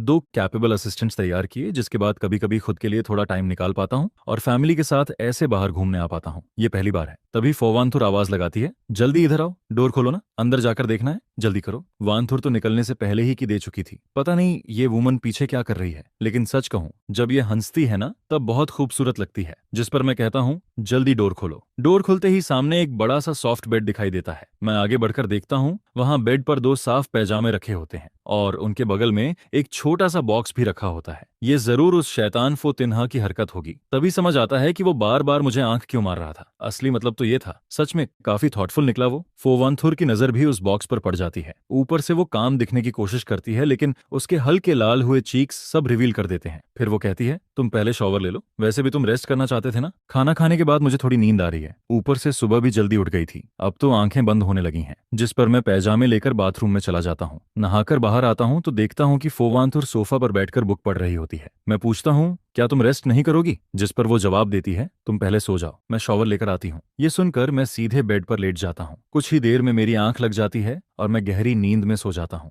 बाद में जब फोवांथुर शॉवर लेकर आती है तो वो भी मेरे बगल में लेट जाती है। तभी अचानक मैं नींद में पलटता हूँ और लगभग अपना हाथ उसके ऊपर रख देता हूँ, जिस पर वो हल्के से सांस छोड़ती है। फिर उठकर वापस सोफा पर जाकर का बुक पढ़ने लगती है। जब मेरी आंख खुलती है तब मैं खुद को बेड के दूसरी तरफ पाता हूँ। मैं तुरंत फोवांथु की तरफ देखता हूँ। तभी वो भी आंखें खोल देती हैं। जिस पर मैं पूछता हूँ, क्या मैं ज्यादा जगह घेर रहा था इसलिए तुम सो नहीं पाई? अगर चाहो तो मैं फोतिनहा से एक और रूम तैयार करने को कह दूं, जिस पर वो कामली जवाब देती है जरूरत नहीं है, ये हाई क्लास मैरिज है। अगर हस्बैंड वाइफ का रिश्ता स्टेबल दिखेगा तो दोनों फैमिलीज के बिजनेस के लिए अच्छा रहेगा, वरना बाहर लोग बातें बनाएंगे और कंपनी के शेयर्स पर भी असर पड़ सकता है, इसलिए बाहर कम से कम थोड़ा ध्यान रखना चाहिए।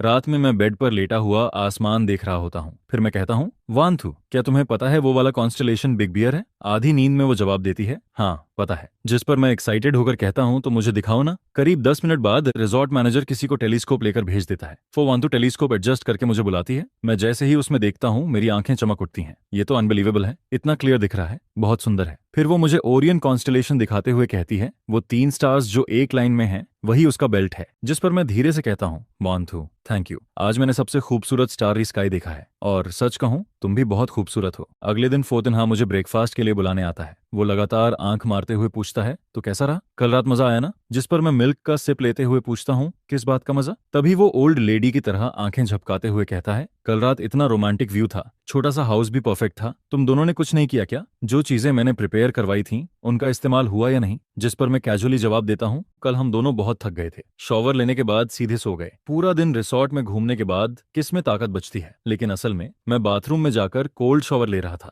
बाहर आने के बाद मैंने देखा कि फोवंथुर असिस्टेंट के साथ फोन पर बात कर रही थी। फिर वो लैपटॉप खोलकर आधी रात तक काम करती रही और मैं टेलीस्कोप से स्टार्स देखता रहा। ये सुनकर वो हंसते हुए कहता है, अच्छा अच्छा, मैं तो बस तुम दोनों का रिलेशनशिप और वार्म करने की कोशिश कर रहा था, लेकिन मेरे लिए पिछली रात सच में अनफॉरगेटेबल मेमोरी बन गई। रिसोर्ट से वापस आने के बाद फोवांतु मुझसे कहती है, मॉम को उनकी कुछ ओल्ड फ्रेंड्स घूमने ले गई हैं, इसलिए अगले कुछ दिनों तक ओल्ड मैंशन जाने की जरूरत नहीं है। सच में ओल्ड मैडम भी कम नहीं है, हाथ टूटने के बाद भी उनका घूमने का मन नहीं रुकता। मैं 2 दिन घर में पड़ा रहा और अब बोरियत होने लगी। बुक्स पढ़ने और लेसन प्लान्स देखने के अलावा कुछ करने को नहीं था। ओरिजिनल ओनर शायद हमेशा वर्कआउट मेंटेन करता था, लेकिन मुझे तो टेनिस खेलना ज्यादा पसंद है, क्यों मैं ना किसी को साथ खेलने के लिए बुलाऊं? तभी अचानक फोन बजता है। दूसरी तरफ से आवाज आती है, भाई बचाओ, क्या हुआ? बच्चा स्कूल चला गया है, मैं बोर्डम से मर रहा हूँ, अगर और घर में बंद रहा तो सच में फंगस लग जाएगी। उस दिन तुम्हारी घूमने वाली फोटोज देखी थी, जेलसी से पागल हो गया था, लेकिन वीकेंड में बच्चा घर पर था इसलिए कहीं जा नहीं पाया। ये सुनकर मैं हंस देता हूँ। इसका मेंटल स्टेट देखकर लगता ही नहीं कि कोई बड़ी प्रॉब्लम हुई है। सच में जैसे नींद में पड़े इंसान को पिलो मिल जाए। फिर मैं पूछता हूँ, टेनिस खेलने चलेगा? जिस पर वो तुरंत एक्साइटेड होकर कहता है, बिल्कुल, मेरे घर पर प्राइवेट टेनिस कोर्ट है, वहां आराम से खेलेंगे, कोई डिस्टर्ब भी नहीं करेगा, जैसे चाहो वैसे खेलना। मैं भी तुरंत एग्री कर देता हूँ। वैसे भी प्लेस और प्लेइंग पार्टनर दोनों एक साथ मिल गए, और उसका घर भी हमारे घर से ज्यादा दूर नहीं था, कार से सिर्फ आधा घंटा लगता है। बाद में बस अंकल लियो से कह दूंगा मुझे वहां छोड़ दिया करें। मैं पूरे घर में सूटेबल स्पोर्ट्स क्लोथ्स ढूंढता हूँ, लेकिन कुछ नहीं मिलता। तभी समझ आता है कि ओरिजिनल ओनर को स्पोर्ट्स में इंटरेस्ट ही नहीं था, इसलिए उसने कुछ प्रिपेयर नहीं किया। जिस पर मैं अंकल लियो से मॉल चलने को कहता हूँ। वहां जाकर मैं 2 कंफर्टेबल टेनिस आउटफिट्स खरीदता हूँ और फिर उसके घर पहुंचता हूँ। शुरुआत में हम दोनों आराम से खेल रहे होते हैं, तभी वो हंसते हुए कहता है, अभी तो सिर्फ वार्म अप चल रहा है, अब इस मूव को रोक कर दिखाओ, आज खेलकर बहुत मजा आ रहा है। आपात कब बात आ रही है? वैसे तुमने टेनिस किससे सीखी? कोई प्राइवेट कोच था क्या? जिस पर मैं दिमाग में पुरानी मेमोरीज सर्च करता हूँ। ओरिजिनल ओनर कॉलेज में टेनिस क्लब ज्वाइन कर चुका था, उसने कुछ समय ट्रेनिंग भी ली थी, लेकिन उसे इस गेम में ज्यादा इंटरेस्ट नहीं था। हालांकि उसके फैमिली कंडीशंस अच्छे थे, इसलिए प्राइवेट कोच होना कोई स्ट्रेंज बात नहीं लगती। मैं कैजुअली जवाब देता हूँ, कॉलेज में थोड़ा सीखा था। ये सुनकर वो कहता है, लेकिन तुम काफी अच्छा खेलते हो, तुम्हारे मूव्स भी बहुत प्रोफेशनल लग रहे हैं, बाद में तुम्हें वीडियो दिखाऊंगा। जब तुम टेनिस खेलते हो ना तब बहुत हैंडसम लगते हो। असल में यहाँ आने से पहले उसने मुझे मैसेज किया था, भाई क्या मैं तुम्हारा वीडियो बनाकर ऑनलाइन डाल सकता हूँ? और मैंने बिना सोचे हाँ बोल दिया था। इसीलिए जैसे ही मैं उसके घर में एंटर हुआ उसने रिकॉर्डिंग शुरू कर दी। कुछ देर बाद हम रेस्ट करते हैं, शॉवर लेते हैं, कपड़े बदलते हैं और फिर सोफा पे बैठकर वो वीडियो देखते हैं। तभी वो एक्साइटेड होकर कहता है, भाई तुम बिल्कुल एनर्जेटिक कॉलेज स्टूडेंट जैसे लग रहे हो। इसके बाद वो मेरी बॉडी की तारीफ करने लगता है, इन लॉन्ग लेग्स को देखो और ये मसल्स भी। जवान होना सच में कितना अच्छा होता है, और रिच होना उससे भी अच्छा।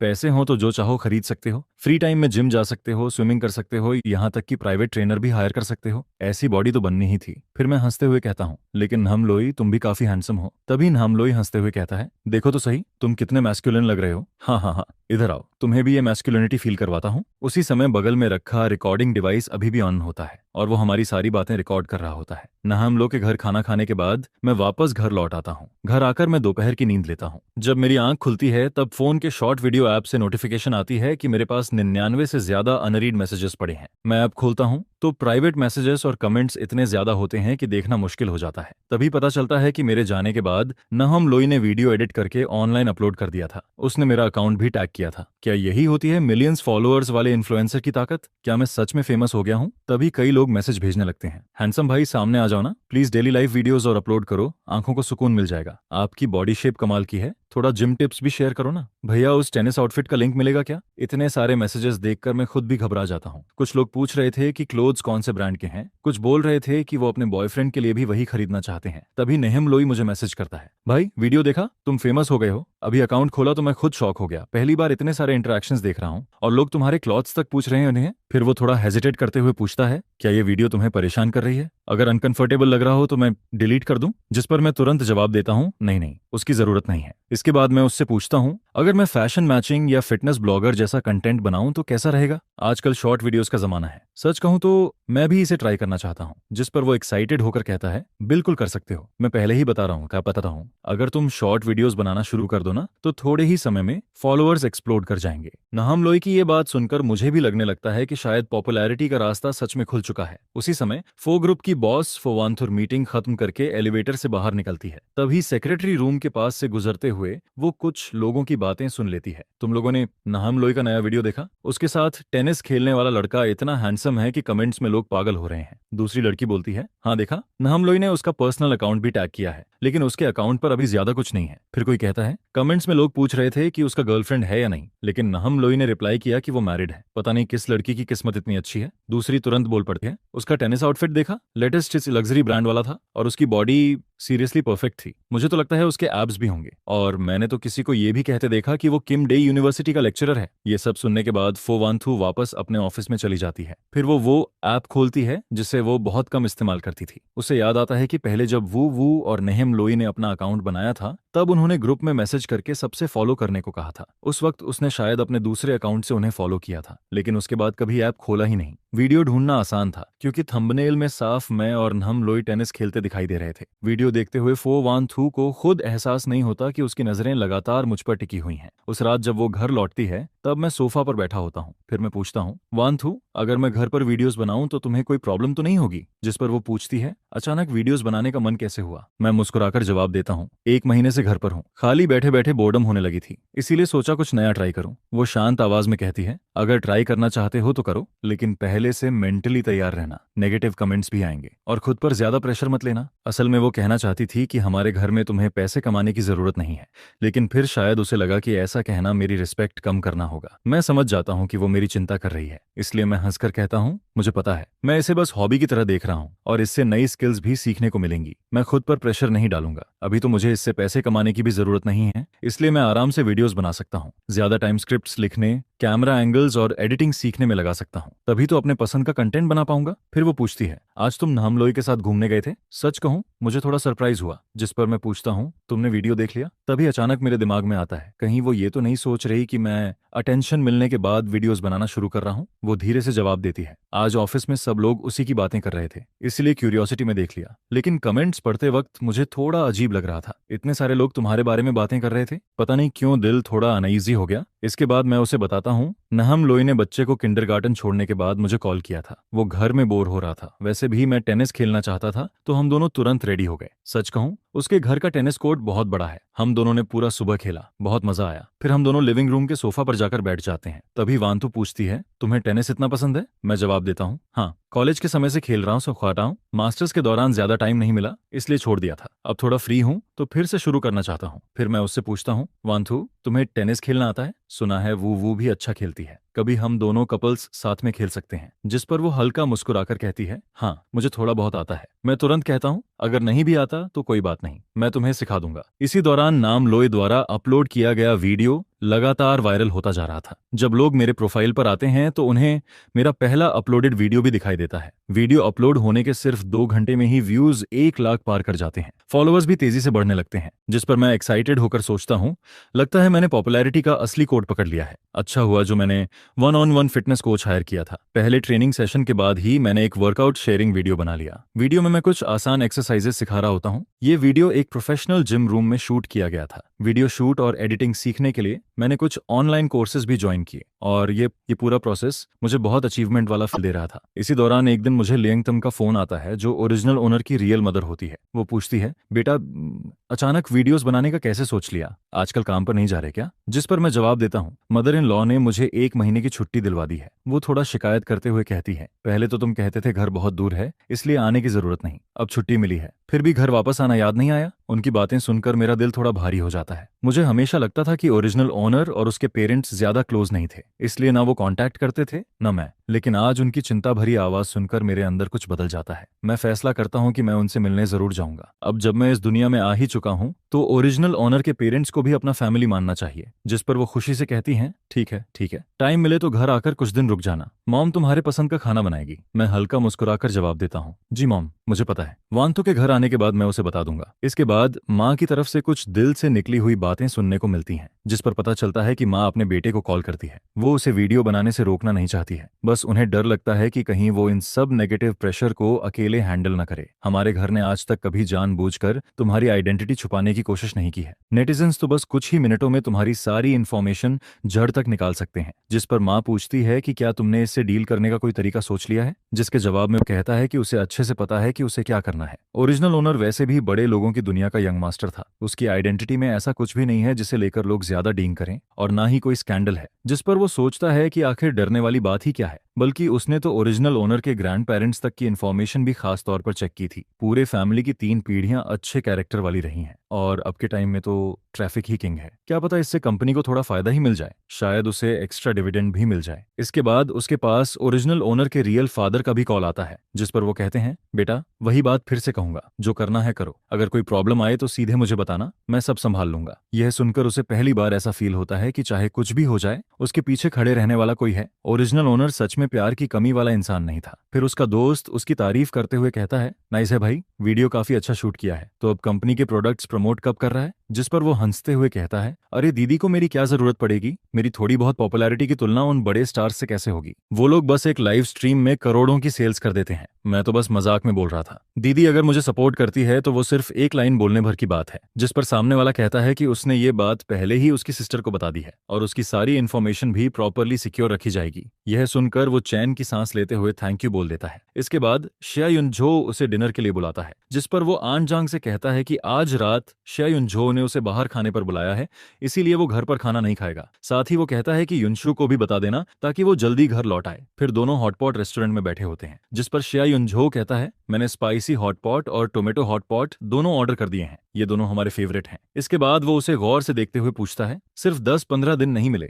और तेरी आंखों के नीचे डार्क सर्कल्स इतने हैवी कैसे हो गए? जिस पर वो थकी हुई आवाज में कहता है, मत पूछ यार, बच्चा रात भर रोता रहता है। मैं, माँ और नैनी तीनों को शिफ्ट बदल बदल कर रात में उसे संभालना पड़ता है। आजकल मेरी स्लीप पूरी तरह खराब हो चुकी है। आज वाइफ फाइनली बिजनेस ट्रिप से वापस आई है, इसलिए उसे घर पर बच्चे के साथ छोड़कर मैं तुझे बाहर खाने बुला पाया। यह सुनकर वो पूछता है, क्या हर 2 महीने के बच्चे को ऐसा फेज होता है? जिसके जवाब में शिया युनजो कहता है, नहीं, हर बच्चे को नहीं, शायद कुछ बच्चे हाई डिमांड टाइप के होते हैं, लेकिन सुन, मैं और मेरी वाइफ सेकंड चाइल्ड कभी नहीं करेंगे। फिर वो अचानक टॉपिक बदलते हुए पूछता है, वैसे तू आजकल काम पर नहीं जा रहा तो हनीमून ट्रिप जैसा कुछ प्लान क्यों नहीं करता? जिस पर वो कहता है, युनशु की कंपनी में बहुत काम है और मुझे भी लगता है कि अभी कहीं जाना सही नहीं होगा, साथ में रहते हुए थोड़ा ऑकवर्ड फील होता है। यह सुनकर शिया युनजो जोर से हंस पड़ता है, क्या ऑकवर्ड भाई? कहीं ऐसा तो नहीं कि तुम दोनों के बीच अभी तक कुछ हुआ ही नहीं? यह सुनकर वो तुरंत घबरा जाता है और कहता है, अरे ये हॉटपॉट रेस्टोरेंट है, मेरा घर नहीं, कैसी बातें कर रहा है? जिस पर शिया युनजो आराम से कहता है, रिलैक्स, यहाँ कौन हमारी बातें सुन रहा है? लेकिन सच बोलूं तो ऐसे सेक्सलेस मैरिज में रहना ठीक नहीं है। यह सुनकर वो थोड़ा शर्माते हुए कहता है, इस बारे में मैं बस इतना कह सकता हूँ कि हम किस कर चुके हैं। फिर वो बताता है कि इन दिनों युनशु खाना खाने के बाद सीधे स्टडी रूम में चली जाती है और जब तक वो बेडरूम में लौटती है तब तक वो खुद सो चुका होता है। रिसोर्ट से वापस आने के बाद से उसे ऐसा लग रहा है कि युनशु जानबूझकर उससे दूरी बना रही है। जिस पर शिया युनझो कहता है, ये कैसे हो सकता है? वो खाना खाकर स्टडी रूम में जाती है तो तू उसका इंतजार नहीं कर सकता? लेकिन वो बात टालते हुए कहता है, छोड़ना, अब खाना खाते हैं। इसके बाद वो घर लौट आता है, जिस पर सर्वेंट उसे देखकर कहती है, यंग मास्टर वापस आ गए। फिर वो बताती है कि ये कॉफी मैडम युनशु के लिए है। ये सुनकर वो पूछता है, इतनी रात में भी कॉफी? जिस पर सर्वेंट बताती है कि मैडम ने खुद प्रिपेयर करने को कहा है, शायद आज इंटरनेशनल मीटिंग है इसलिए देर तक काम करना पड़ेगा। फिर सर्वेंट उससे कहती है कि वो कॉफी ऊपर पहुंचा दे, लेकिन वो खुद कॉफी हटाकर युनशु के लिए वार्म मिल्क तैयार करता है। इसके बाद वो उसके स्टडी रूम में जाता है और कहता है, मिल्क पी लो और थोड़ा रेस्ट कर लो। जिस पर युनशु पूछती है, माँ वापस आ गई? वो कहता है, हाँ अभी आया हूँ। नीचे आन जान कॉफी लेकर जा रही थी, लेकिन मुझे लगा रात में कॉफी कम पीनी चाहिए, इसलिए मैंने इसे मिल्क से रिप्लेस कर दिया। यह सुनकर युनशु मुस्कुरा देती है और कहती है, थैंक यू, तुम सच में बहुत थॉटफुल हो। फिर वो पूछती है, केक खाओगे मेरे साथ? जिस पर वो हैरान होकर पूछता है, केक कहाँ से आया? युनशु बताती है कि रास्ते में बेकरी दिखी तो उसने कैजुअली खरीद लिया। नीचे वाले फ्रिज में तो सिर्फ इंग्रेडिएंट्स भरे पड़े रहते हैं, इसलिए वो केक ऊपर ले आई। ये सुनकर वो हंसते हुए कहता है कि इस फ्रिज में पहली बार केक रखा गया है, वरना इसमें हमेशा ड्रिंक्स ही रहती थीं। इसके बाद युनशु कहती है कि आज अचानक उसका मन हुआ कि वो उसके साथ केक खाए। जिस पर वो मुस्कुराते हुए कहता है, तो फिर मुझे जेंटलमैन बनकर तुम्हारा साथ देना ही पड़ेगा। आज जिम में जो मेहनत की थी वो सब बेकार चली जाएगी। यह सुनकर युनशु पूछती है, तो खाओगे या नहीं? जिसके जवाब में वो कहता है, खाऊंगा, पहले तुम खाओ। फिर वो केक टेस्ट करते हुए कहता है, सच में बहुत टेस्टी है। पता नहीं केक अच्छा है या इसलिए अच्छा लग रहा है क्योंकि तुम मुझे खुद खिला रही हो। इसके बाद वो टेबल साफ करने के लिए उठ जाता है और युनशु से कहता है कि उसने सुना है उसकी मीटिंग शुरू होने वाली है, इसलिए वो उसे डिस्टर्ब नहीं करेगा। लेकिन तभी अचानक एक कॉल आता है, जिस पर युनशु का एक्सप्रेशन तुरंत बदल जाता है और वो कहती है, क्या? मैं अभी पहुंचती हूँ। यह देखकर वो पूछता है, क्या हुआ? जिसके जवाब में युनशु बताती है कि फू नियानैन ने देर रात किसी को मार दिया है और अभी पुलिस स्टेशन में है। इसके बाद वो अपनी असिस्टेंट से कहती है कि आज की इंटरनेशनल मीटिंग ली क्वाओ हैंडल करेगा। फिर वो उससे कहती है कि वो चिंता न करे और जल्दी सो जाए, उसे इंतजार करने की जरूरत नहीं है। जिस पर वो भी उसे रास्ते में केयरफुल रहने को कहता है, लेकिन उसके जाने के बाद भी उसे नींद नहीं आती, क्योंकि फू नियानैन सेकंड मैडम की बेटी और युनशु की कजन है, साथ ही ओरिजिनल स्टोरी की फ्यूचर हायर भी, और अब तक वो उससे कभी मिला भी नहीं था। जिस पर वो क्यूरियोसिटी में उसका नाम इंटरनेट पर सर्च करता है और उसे फू नियानैन का शॉर्ट वीडियो अकाउंट मिल जाता है। वीडियोस में वो काफी एनर्जेटिक लड़की दिखाई देती है, साथ ही फैक्ट्री वर्कर्स के साथ भी बहुत अच्छे से घुल मिलकर रहती है। फिर एक वीडियो के नीचे कमेंट दिखता है, अरे सिस्टर नियानैन, क्या आप अपने ही फैमिली फैक्ट्री में काम कर रही हो? मेहनत करते रहो, सिस्टर युनशु तुम्हारे साथ गलत नहीं होने देगी, जल्दी ही तुम्हें हेडक्वार्टर्स में बुला लिया जाएगा। जिसके जवाब में फू नियानैन ने लिखा होता है, आई लव फैक्ट्री, फैक्ट्री मुझे खुश रखती है। यह देखकर उसे याद आता है कि नॉवेल में एक बार मीटिंग के दौरान फू नियानन ने बताया था कि ग्रेजुएशन के तुरंत बाद उसे फैक्ट्री में ट्रेनिंग के लिए भेजा गया था, फिर अलग अलग डिपार्टमेंट्स में भी काम कराया गया, यानी युनशु ने उसे कोई स्पेशल प्रिविलेज नहीं दिया था, उसने भी नीचे से शुरू किया था। यह सब देखकर उसे लगता है कि सेकंड मैडम, फू शिंगहे और फू नियानैन, ये तीनों लोग काफी अच्छे हैं। अब बस युनशु के सेकंड अंकल ही ऐसे हैं जिनसे वो अभी तक नहीं मिला। लेकिन तभी गलती से उसका हाथ स्लिप हो जाता है और वो फू नियानैन की पोस्ट लाइक कर देता है, जिस पर वो तुरंत फ्रीज हो जाता है। उसे लगता है कि शायद फू नियानैन ने उसकी लाइक नोटिस कर ली होगी और अब वो ये बात युनशु को भी बता देगी। इसके बाद युनशु का मैसेज आता है, अभी तक सोए नहीं, चिंता मत करो, उसने सिर्फ सेल्फ डिफेंस में ऐसा किया था। ये सुनकर वो थोड़ा शांत हो जाता है और युनशु से कहता है कि वो जल्दी वापस आ जाए। लेकिन जब युनशु रात में लौटती है तब तक उसकी सारी नींद उड़ चुकी होती है। वंस उसकी स्लीप टूट जाए फिर उसके लिए दोबारा सोना आसान नहीं रहता। जिस पर फो वांथु वापस आकर धीरे से पूछती है, तुम अभी तक सोए नहीं? जिसके जवाब में वो कहता है, नींद नहीं आ रही थी इसलिए बस नॉक पड़ रहा था। फिर वो तुरंत पूछ बैठता है, वैसे आज रात आखिर हुआ क्या था? जिस पर फो वांथु आराम से कहती है, कोई बड़ी बात नहीं थी। इसके बाद वो बाथरूम में चली जाती है, लेकिन जब तक वो नहाकर बाहर आती है तब तक वो आधा सो चुका होता है। फिर फो वांथु आकर उसके बगल में लेट जाती है। शायद पेट के बल सोना अनकंफर्टेबल लग रहा था, इसलिए नींद में ही वो करवट बदल देता है। लेकिन अगले ही पल उसका पूरा शरीर सीधे फो वांथु के सॉफ्ट बॉडी के ऊपर आ गिरता है, जिस पर वो झटके से जाग जाता है। अब दोनों के चेहरे एक दूसरे से बस कुछ इंच की दूरी पर होते हैं। वो उसकी बॉडी वार्मथ और शॉवर जेल की हल्की खुशबू को साफ फील कर सकता था, जिस पर उसे पिछली बार वाला अनफॉरगेटेबल किस याद आ जाता है। लेकिन इस बार वो तुरंत किस नहीं करता, बल्कि चुपचाप उसके रिएक्शन को देखने लगता है। धीरे धीरे फो वांथुर का चेहरा लाल होने लगता है। यह देखकर उसका हार्ट बीट भी तेज हो जाता है। फिर दोनों बस एक दूसरे को देखते रहते हैं और कमरे का एटमॉस्फेयर धीरे धीरे रोमांटिक और एम्बिगियस होने लगता है, जिस पर वो धीरे से उसके करीब आता है और उसके लिप्स पर हल्का सा किस कर देता है। इसके बाद अगली सुबह जब उसकी आंख खुलती है तब तक उसके बगल में सो रही वुमन जा चुकी होती है। वो फोन उठाकर टाइम देखता है और सुबह के 10 बज चुके होते हैं। फिर उसे फो वांथु का मैसेज दिखता है, मैं ऑफिस जा रही हूँ, जिस पर उसके चेहरे पर हल्की स्माइल आ जाती है। वो रिप्लाई करने ही वाला होता है कि तभी उसकी मदर इन लॉ का वीडियो कॉल आ जाता है, जिस पर वो तुरंत कॉल उठाकर कहता है, गुड मॉर्निंग मॉम। यह सुनकर वो हंसते हुए कहती हैं, अरे मैंने कहीं तुम्हारी नींद तो खराब नहीं कर दी? जिसके जवाब में वो कहता है, नहीं मॉम, मैं भी अभी अभी उठा हूँ। फिर वो पूछता है, आप घर वापस आ गई? जिस पर वो कहती हैं, हाँ आज सुबह ही पहुंची हूँ, दोपहर में यहाँ आ जाना, मैं तुम दोनों के लिए बहुत सारे गिफ्ट्स लाई हूँ। जिस पर वो तुरंत हामी भर देता है। इसके बाद जब वो पुराने घर के कोर्टयार्ड में पहुंचता है, तब वो देखता है कि उसकी मदर इन लॉ किसी आदमी से बात कर रही हैं। पास जाकर देखने पर उसे पता चलता है कि वो आदमी फोवानथू का सेकंड अंकल है। जिस पर वो पोलिटली ग्रीट करता है। फिर सेकंड अंकल कहते हैं, सुना था तुम्हारी माँ वापस आ गई हैं, इसलिए लिन सिटी लौटने से पहले मिलने आ गया। इसके बाद वो उससे पूछते हैं, आज तुम काम पर नहीं गए? जिस पर उसकी मदर इन लॉ हंसते हुए कहती हैं, अरे अभी अभी तो दोनों की शादी हुई है, इसलिए मैंने सोचा थोड़ा छुट्टी दे दूं। हनीमून पर जाने का भी प्लान था, लेकिन मेरा हाथ टूट गया, इसलिए दोनों मेरे पास रुक गए। यह सुनकर सेकंड अंकल कहते हैं, वैसे भी छुट्टी ले ही रखी है तो घर पर आराम करना बुरा नहीं है, बाद में स्कूल वापस जाकर पढ़ाना शुरू करेगा तो काफी बिजी हो जाएगा। फिर वो अपने बेटे का जिक्र करते हुए कहते हैं, हमारे टीनहा का भी यही हाल है, काम शुरू करो तो फिर एंजॉय करने का टाइम ही नहीं मिलता, रोज इतना बिजी रहता है कि हालत खराब हो जाती है। इसके बाद वो जाने लगते हैं। जिस पर वो कहता है, सेकंड अंकल मैं आपको बाहर तक छोड़ देता हूँ। रास्ते में सेकंड अंकल उससे पूछते हैं, सुना है तुम ऑडिटिंग मेजर पढ़ाते हो? जिसके जवाब में वो कहता है, जी सही सुना आपने। जिस पर सेकंड अंकल कहते हैं, ये फील्ड काफी प्रॉमिसिंग है, तुमने कभी अकाउंटिंग फर्म्स ज्वाइन करने के बारे में नहीं सोचा? कुछ फर्म्स तो इतनी अच्छी हैं कि तुम आराम से चूज कर सकते हो। यह सुनकर वो हल्का मुस्कुरा देता है और कहता है, आप मजाक कर रहे हैं, मैं इतना कैपेबल कहाँ हूं, और वैसे भी अकाउंटिंग फर्म्स में बहुत वर्कलोड होता है, मैं थोड़ा स्टेबल और आराम वाला काम चाहता हूँ। हालांकि उसके मन में आता है कि पिछले लाइफ में उसका सबसे बड़ा सपना बिग फोर फर्म्स में जाना था, लेकिन वो इंटर्नशिप तक हासिल नहीं कर पाया था और उसे अच्छे से पता था कि उन बड़ी फर्म्स में कितना प्रेशर होता है। जिस पर वो आगे कहता है,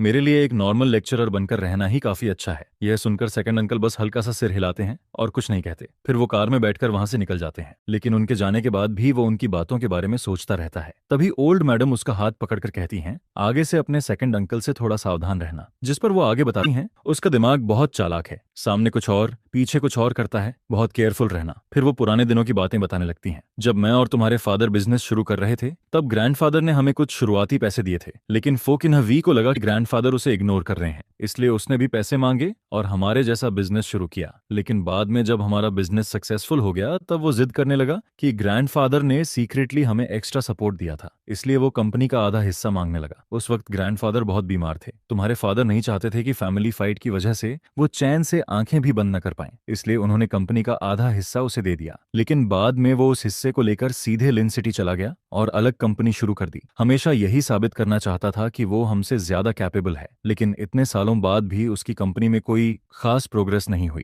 आज वो यहाँ सिर्फ इसलिए आया था ताकि मेरे थ्रू वानथू पर प्रेशर डाल सके और कुछ प्रोजेक्ट्स अपने लिए ले सके। यह सुनकर उसे भी समझ आ जाता है कि यह आदमी बाहर से काम दिखता है, लेकिन अंदर से काफी नैरो माइंडेड और कैलकुलेटिंग है। फिर ओल्ड मैडम आगे कहती हैं, पहले वो टीनहा को भी फो ग्रुप हेडक्वार्टर्स में भेजना चाहता था, लेकिन टीनहा खुद वहां काम नहीं करना चाहता था, इसलिए वानथू ने उसे टूरिज्म एरिया में काम दिलवा दिया। अभी उसकी बातों में भी हिडन कंप्लेन थी। वो इनडायरेक्टली ब्लेम कर रहा था कि वानथू ने उसके बेटे को हेडक्वार्टर्स में जगह नहीं दी। जब नयानैन ने ग्रेजुएशन के बाद फैक्ट्री से ट्रेनिंग शुरू की थी, तब भी वो लगातार कंप्लेन करता रहता था। उसका हिसाब किताब वाला नेचर तो इतना एनोइंग है कि मैं अब उसके बारे में बोलना भी नहीं चाहती। इसके बाद वो टॉपिक खत्म करते हुए कहती हैं, बस इतना याद रखना कि तुम्हें अंदर से समझदार रहना है। फिर वो अचानक खुश होकर कहती हैं, मेरी एक फ्रेंड का बेटा ऑक्शन हाउस में काम करता है, कल मैं एक ऑक्शन में गई थी और वहां से कुछ चीजें खरीदी हैं, चलो बॉक्स खोलकर देखो। जिस पर वो बॉक्स खोलता है, अंदर काफी एक्सपेंसिव कलेक्टिबल्स रखे होते हैं। फिर ओल्ड मैडम कहती हैं, इन्हें संभाल कर रखना, मौका मिले तो यूज करना, नहीं तो कलेक्शन बनाकर रख देना, ये सब काफी वैल्यूएबल है। यह देखकर उसे साफ समझ आ जाता है कि ओल्ड मैडम सच में उससे बहुत प्यार करती हैं। फिर वो प्यार से कहती हैं, मुझे पता है तुम अच्छे और समझदार बच्चे हो, लेकिन पूरे दिन मेरे साथ मत बैठे रहा करो, तुम्हारा जो काम है वो करो। जिस पर वो मुस्कुराकर कहता है, ठीक है मॉम, मैं चलता हूँ, आप अच्छे से रेस्ट कीजिए, कल फिर मिलने आऊंगा। इसके बाद वो ड्राइविंग प्रैक्टिस के लिए बाहर निकलता है, क्योंकि वो सोच रहा था कि आगे जाकर खुद कार चलाकर काम पर जाएगा। लेकिन घर से थोड़ी ही दूर पहुंचा होता है कि अचानक पीछे से कोई उसकी कार में टक्कर मार देता है। जिस पर वो गुस्से में बाहर निकलकर कहता है, तुम गाड़ी चलाना जानते भी हो या नहीं? लेकिन दूसरी कार से एक लड़की बाहर निकलती है और फ्लर्ट करते हुए कहती है, हेलो हैंडसम, वीचैट दे दो ना, हम प्राइवेट चैट में बात कर लेंगे, कार रिपेयर का जितना पैसा लगेगा मैं दे दूंगी। लेकिन वो उसकी बातों पर बिल्कुल ध्यान नहीं देता। वो सीधे जाकर कार चेक करता है और देखता है कि पीछे बम्पर दब गया है। जिस पर वो ठंडे चेहरे से कहता है, कोई प्राइवेट चैट नहीं होगा, मैं पुलिस को कॉल कर रहा हूँ। उसे साफ पता था कि ऐसे प्राइवेट सेटलमेंट बाद में और बड़ी प्रॉब्लम्स खड़ी कर सकते हैं।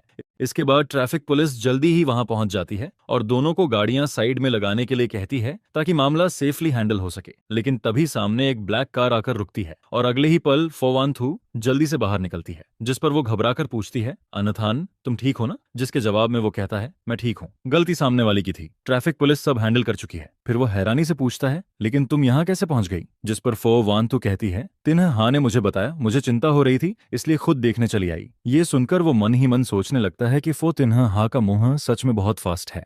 उसने तो बस कैजुअली उसे मैसेज में एक्सीडेंट का जिक्र किया था, लेकिन उसने तुरंत सारी बात फो वान थू को बता दी। जिस पर वो कहता है, कोई बड़ी बात नहीं हुई है, तुम्हें इतनी जल्दी भाग कर आने की जरूरत नहीं थी, मैं खुद हैंडल कर सकता था। जिस पर फो वान थू सीधे कहती है, तुम मेरी कार लेकर वापस जाओ, बाकी का मामला बटर जो हैंडल कर लेंगे। इसके बाद ट्रैफिक पुलिस दोनों को रिपोर्ट पेपर देकर मामला खत्म कर देती है। फिर वो नोटिस करता है कि फो वान थू का एक्सप्रेशन थोड़ा सीरियस है। जिस पर वो पूछता है, क्या हुआ? जिसके जवाब में वो कहती है, आगे से अंकल लियू ही तुम्हें पिक ऑन ड्रॉप करेंगे, तुम्हें खुद ड्राइव करते देख मुझे बिल्कुल भी पीस नहीं मिलता। यह सुनकर वो अंदर ही अंदर थोड़ा इमोशनल हो जाता है, क्योंकि उसे साफ महसूस होता है कि फो वान थुर सच में उसकी बहुत केयर करती है। फिर वो मन ही मन सोचता है कि उसकी ड्राइविंग स्किल वैसे भी खास नहीं है, अपनी छोटी सी जान की सेफ्टी के लिए शायद अब खुद ड्राइव न करना ही बेहतर रहेगा। जिस पर वो मुस्कुराकर कहता है, ठीक है, मुझे समझ आ गया। इसके बाद फिर एक वीकेंड आता है। पिछली बार माँ के कॉल के बाद उसने और फो वान थू ने साथ में हाईथुंग जाकर फैमिली से मिलने का प्लान बनाया था। दोनों ने काफी सारे एक्सपेंसिव गिफ्ट्स भी तैयार किए थे। सबसे पहले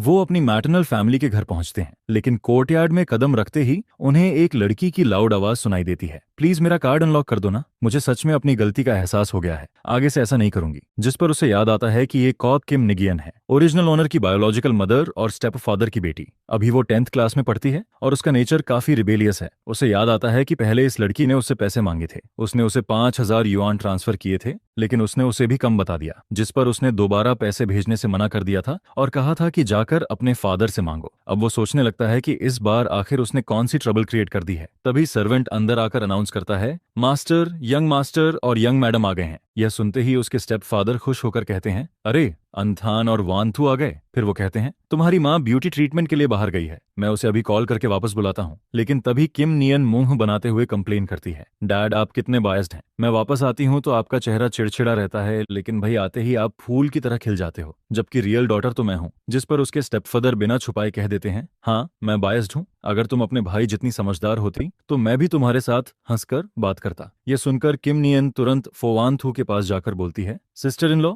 मेरी थोड़ी मदद कर दो ना। जिस पर फोवानथू पूछती है, कैसी मदद? फिर वो बड़ी मासूम शक्ल बनाकर कहती है, बस थोड़ा पॉकेट मनी रिचार्ज कर दो। ये सुनते ही फोवान थुर कैजुअली फोन उठाती है। अगले ही पल नोटिफिकेशन आता है, account credited with 1 lakh yuan. यह देखकर उसके स्टेपफादर शॉक हो जाते हैं, ये क्या है, किसने तुम्हें 1 लाख ट्रांसफर किए? जिस पर किम नियन खुशी से चिल्लाती है, सिस्टर इन लॉ ने दिए हैं। और अगले ही पल वो भागते हुए कहती है, dad brother sister in law school में काम है, मैं पहले जा रही हूँ। उसके जाते ही उसके स्टेपफादर सिर पकड़ लेते हैं और कहते हैं, पता नहीं इस बार फिर कौन सी प्रॉब्लम खड़ी की होगी, सुना है ये स्कूल में ग्रेड डायरेक्टर तक से बहस कर रही थी, इसकी क्लासमेट की माँ ने तुम्हारी मॉम को ये सब बताया। ये लड़की रोज बस ट्रबल क्रिएट करना ही जानती है, लगता है मंडे को फिर मुझे जाकर उसके ग्रेड डायरेक्टर से अपॉलॉजी मांगनी पड़ेगी। इसी दौरान उसकी मदर भी वापस आ जाती है और उसे देखकर वो एक पल के लिए रुक जाता है, क्योंकि उसकी माँ इतनी खूबसूरत लग रही थी कि कोई ये बिलीव ही नहीं कर सकता था कि उनकी उम्र 50 से ऊपर है। फिर वो प्यार से कहती हैं, मुझे लगा था तुम लोग थोड़ा लेट पहुंचोगे। जिस पर वो जवाब देता है, फ्लाइट आधा घंटा पहले लैंड हो गई थी इसीलिए जल्दी आ गए। इसके बाद उसकी माँ एक्साइटेड होकर कहती हैं, मैं तुम्हारे लिए कुछ चीजें लाई हूँ, चलो मेरे साथ देख कर आओ। वानथू तुम तब तक यहाँ उसके फादर के साथ बैठो। फिर वो उसे कमरे में ले जाकर फ्रेंच शॉपिंग बैग्स दिखाती हैं। ये सब मैंने पिछली फ्रांस ट्रिप में खरीदा था। जिस पर वो पोलाइटली थैंक यू कहता है। यह सुनकर उसकी माँ मुस्कुराने लगती हैं, तुम इतने बड़े हो गए हो लेकिन अभी भी बच्चे जैसे लगते हो, पहले तो तुम्हारे साथ कोई प्रॉब्लम होती थी तब भी तुम फैमिली को कुछ नहीं बताते थे, हमेशा स्टबर्न बने रहते थे। फिर वो अचानक सीरियस होकर पूछती हैं, कहीं वानथू ने तुम्हें हर्ट तो नहीं किया? जिस पर वो तुरंत कहता है, नहीं मॉम, वानथू मेरे साथ बहुत अच्छी है, मैं बहुत अच्छा लाइफ जी रहा हूँ, सर का हूँ। यह सुनकर उसकी माँ राहत की सांस लेती हैं, मैं बस ये जानना चाहती थी कि शादी के बाद तुम्हारी लाइफ कैसी चल रही है, अगर कभी कुछ हो तो मुझे जरूर बताना, सब कुछ अकेले सहते मत रहना। जिस पर वो हल्की स्माइल के साथ कहता है, आप टेंशन मत लीजिए, यहाँ सब लोग बहुत अच्छे हैं, मैं सच में बहुत खुश हूँ। यह सुनकर उसकी माँ थोड़ी इमोशनल हो जाती हैं, पता है शादी के बाद तुम बिल्कुल बदल गए हो, पहले तो तुम मेरे साथ बैठकर बातें भी नहीं करते थे, अगर मैं ज्यादा पूछती तो इरिटेट हो जाते। जिस पर वो कहता है, शायद शादी के बाद सोच बदल गई है और इतनी मुश्किल से घर आया हूं तो ऑब्वियसली आपके साथ अच्छे से बात करना चाहता हूं। यह सुनकर उसकी माँ की आंखों में खुशी साफ दिखने लगती है, मेरा बेटा सच में बड़ा हो गया है। फिर वो उसे कई क्लोथ्स और ज्वेलरी ट्राई करवाती हैं, साथ ही कहती हैं कि ये सब वंथु के लिए भी खरीदा है। वापस जाते समय सब साथ लेकर जाना। इसके बाद नीचे से उसकी माँ की आवाज आती है, डियर आज लंच मैं खुद बनाऊंगी, बताओ सबको क्या खाना है। जिस पर उसके स्टेपफादर हंसते हुए कहते हैं, मुझे क्या पसंद है ये तुम्हें नहीं पता क्या,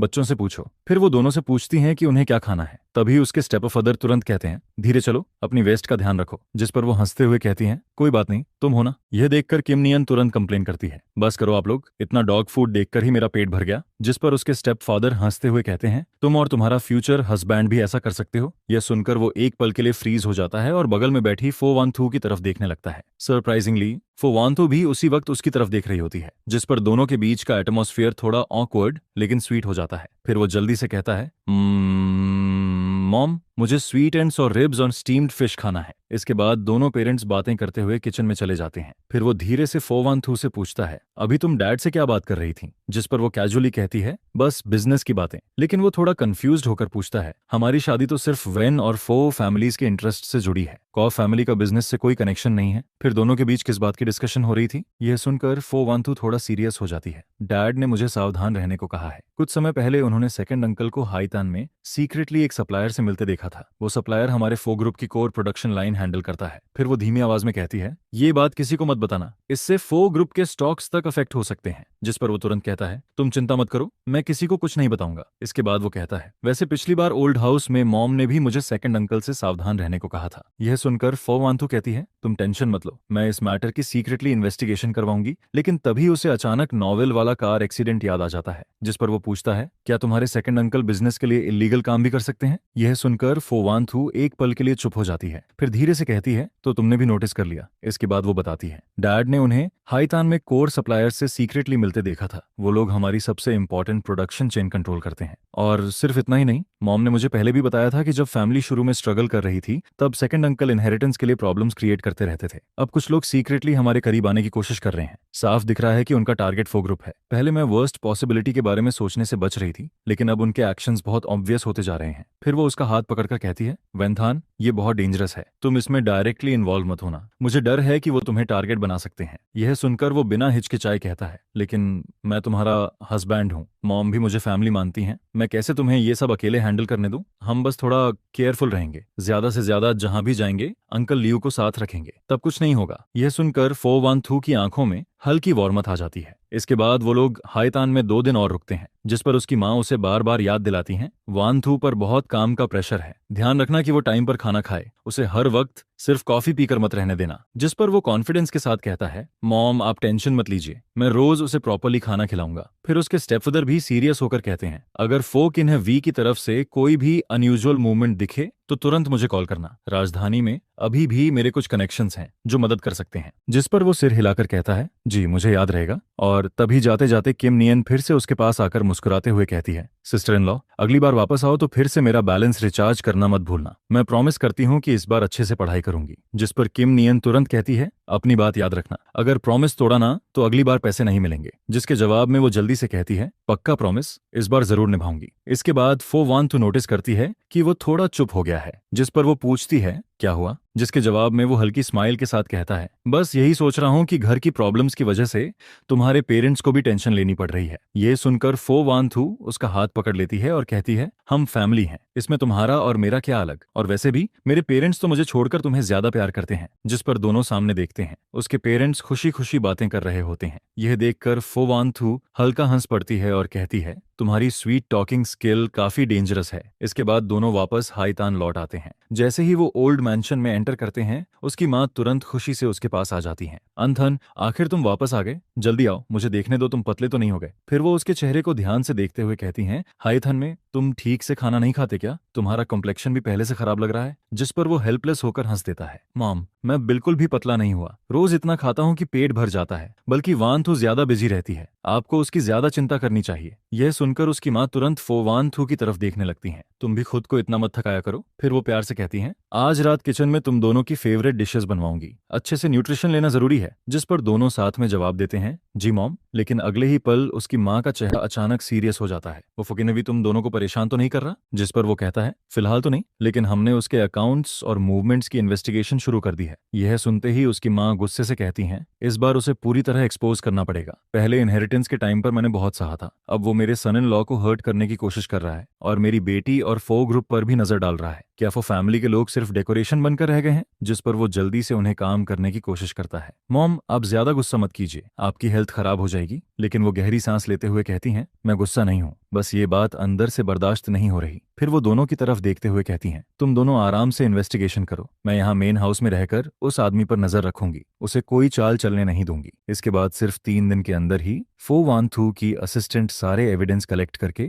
वापस राजधानी लौट आती है, जिस पर वो रिपोर्ट देते हुए कहती है, प्रेसिडेंट, सारी इन्वेस्टिगेशन क्लियर हो चुकी है। वाइस प्रेसिडेंट फो ने लिन सिटी ब्रांच के फंड्स में गड़बड़ की है। उसने 300 मिलियन युआन अपनी पर्सनल डेट्स चुकाने में इस्तेमाल किए हैं। सिर्फ इतना ही नहीं, उसने बाहर के कॉम्पिटिटर्स के साथ मिलकर वेस्ट सिटी वाले कोर प्रोजेक्ट को हथियाने की भी प्लानिंग की है। और सबसे डेंजरस बात यह है कि उसने सीक्रेटली आपकी कार के ब्रेक सिस्टम के साथ छेड़छाड़ करवाई थी। वो एक्सीडेंट क्रिएट करना चाहता था। यह सुनकर उसे तुरंत प्रीवियस असिस्टेंट का कार एक्सीडेंट याद आ जाता है। अब उसे समझ आता है कि वो सब भी उसी आदमी की प्लानिंग थी। जिस पर फोवानथुर कोल्ड एक्सप्रेशन के साथ कहती है, कल सुबह 10 बजे इमरजेंसी बोर्ड मीटिंग अरेंज करो। अगले दिन बोर्ड मीटिंग शुरू होती है एंड फोवानथुर सबके सामने अनाउंस करती है, फोकिन्ह वी ने अपनी पोजीशन का मिसयूज करके कंपनी फंड्स एम्बेजल किए हैं, साथ ही कंपनी प्रेसिडेंट की हत्या की कोशिश भी की है। सारे एविडेंस कंफर्म हो चुके हैं। आज से उसे उसके सारे पोजीशन से रिमूव किया जाता है और लॉ के हिसाब से क्रिमिनल इन्वेस्टिगेशन शुरू होगी। यह सुनकर फोकिन्ह वी तुरंत गुस्से में चिल्लाने लगता है, ये सब झूठ है, तुम लोग मुझे फंसा रहे हो। जिस पर फोवानथु बिना एक्सप्रेशन बदले कहती है, तुम्हें फंसाया गया है या नहीं,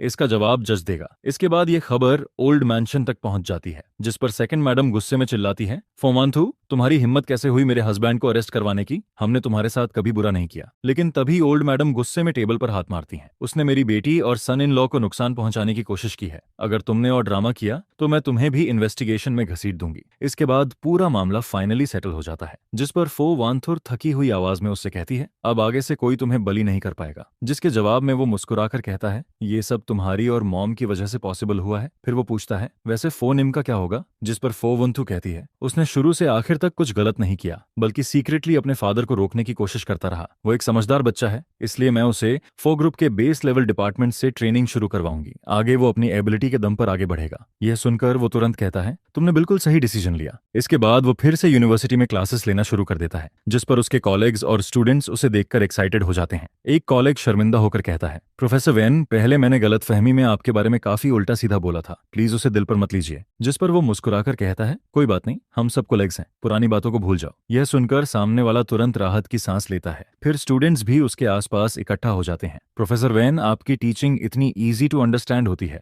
आप तो हमारे सेवर हो। प्रोफेसर वेन, जल्दी न्यू शॉर्ट वीडियोस अपलोड कीजिए ना, हम सब इंतजार कर रहे हैं। जिस पर वो हंसते हुए कहता है, ठीक है, मैं कोशिश करूंगा ज्यादा वीडियोस अपलोड करने की। इसके बाद शाम को फोवानथु उसे पिक करने आती है, जिस पर वो पूछती है, आज क्लासेस कैसी थी, बहुत टायर्ड तो नहीं हो गए? जिसके जवाब में वो मुस्कुराकर कहता है, सब बहुत स्मूथली हुआ, स्टूडेंट्स भी मुझे काफी पसंद करते हैं, मुझे बिल्कुल टायर्ड फील नहीं हो रहा। फिर फोवानथु को अचानक कुछ याद आता है, अभी रेनली का कॉल आया था, उसने वीकेंड पर हमें टेनिस खेलने बुलाया है, वांग्यू भी आएगा। जिस पर वो एक्साइटेड होकर कहता है, ऑफ कोर्स जाएंगे, और इस बार तुम भी मेरे साथ खेलोगी, मैं खुद तुम्हें सिखाऊंगा, एक बार सीखोगी तो तुरंत समझ जाओगी। यह सुनकर फोवानथु हल्का मुस्कुरा देती है, ठीक है, इस बार सब तुम्हारी बात मानूंगी।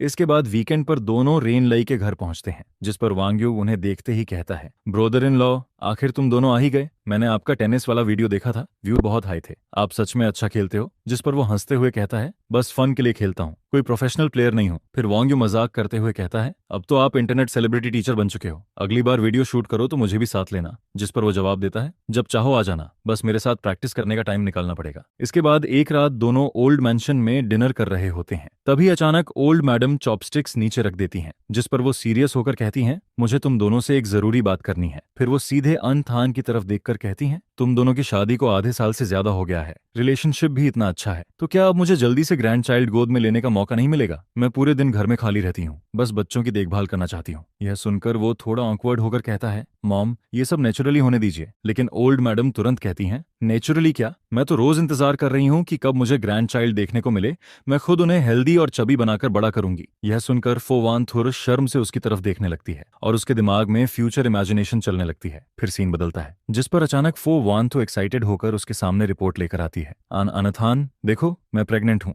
डॉक्टर ने कहा है कि 6 वीक्स हो चुके हैं। यह सुनते ही वो पूरी तरह फ्रीज हो जाता है। फिर अगले ही पल खुशी से उसकी आंखें चमकने लगती हैं। सच में? में मैं फादर बनने वाला हूँ और ओल्ड मैडम भी खुशी से लगभग रो पड़ती हैं। मैं फाइनली ग्रैंड मदर बनने वाली हूँ। इसके बाद मैंशन पूरी तरह एक्साइटमेंट से भर जाता है। वांतु को सॉर फूड चाहिए या स्वीट? किचन जल्दी प्रिपेयर करो। अंथन, तुम भी ध्यान रखना, अगर रात में उसे भूख लगे तो तुरंत किचन बुलाना। फिर एक रात फोवंथु कहती है, अंथन मेरे पैरों में सूजन आ गई है, जिस पर वो तुरंत उसके पास बैठकर कहता है, मैं मसाज कर देता हूँ। यह सुनकर वो धीरे से कहती है, धीरे करना। कभी वो रात में भूख लगने की बात करती है तो वो तुरंत उठकर उसके लिए वोंटन बनाने किचन चला जाता है, जिस पर फो वांथु उससे पूछती है, क्या तुम्हें ये सब ट्रबलसम नहीं लगता? लेकिन वो बिना सोचे जवाब देता है, नेवर, तुम और हमारा बच्चा मेरी जिंदगी का सबसे प्रेशियस ट्रेजर हो। इसके बाद आखिरकार फोवांथु सेफली ट्विंस को जन्म देती है, एक बेबी बॉय जिसकी आंखें बिल्कुल उसकी तरह थीं और एक बेबी गर्ल जो बिल्कुल फोवांथु जैसी लगती थी, इतनी क्यूट जैसे जैड से बनी डॉल हो। जिस पर वो इमोशनल होकर कहता है, देखो इन्हें, ये दोनों हम दोनों जैसे लग रहे हैं। यह सुनकर फोवांथु की आंखों से तुरंत आंसू गिरने लगते हैं। सच में हमारे बच्चे कितने खूबसूरत हैं। इसके बाद ओल्ड मैडम दोनों बेबीज को गोद में लेकर खुशी से कहती हैं, बहुत अच्छा,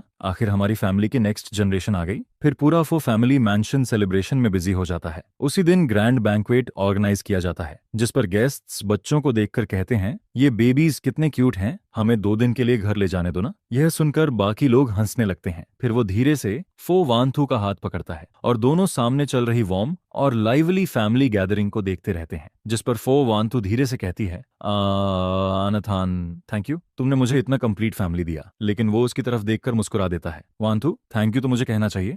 रात गहराने लगती है, जिस पर दोनों बच्चे अपने छोटे से क्रैडल में चैन से सो रहे होते हैं। कमरे में हल्की वार्म लाइट फैली होती है और पूरा माहौल बेहद पीसफुल लग रहा होता है। जिस पर फो वांथु धीरे से उसके कंधे पर सिर रखकर पूछती है, आनथान, क्या हम हमेशा ऐसे ही खुश रहेंगे? यह सुनकर वो बिना एक पल सोचे हल्की स्माइल के साथ कहता है, हाँ हमेशा, इस जिंदगी में ये कभी नहीं बदलेगा। फिर वो दोनों अपने सोते हुए बच्चों को देखते रहते हैं। हेल्दी पेरेंट्स, सुरक्षित और खुश बच्चे और एक दूसरे का साथ, बस यही सिंपल लेकिन सबसे खूबसूरत जिंदगी थी। जिस पर वो मन ही मन सोचता है कि पेरेंट्स हेल्दी रहें, बच्चे सुरक्षित बड़े हों और हम हमेशा एक दूसरे के साथ रहें। एक ऐसी जिंदगी जो शांति, वार्मथ और एंडलेस प्यार से भरी हो, आसमान में चमकते स्टार्स की तरह जेंटल और खूबसूरत। यही तो वो लाइफ है जिसकी उसने हमेशा से चाहत की थी।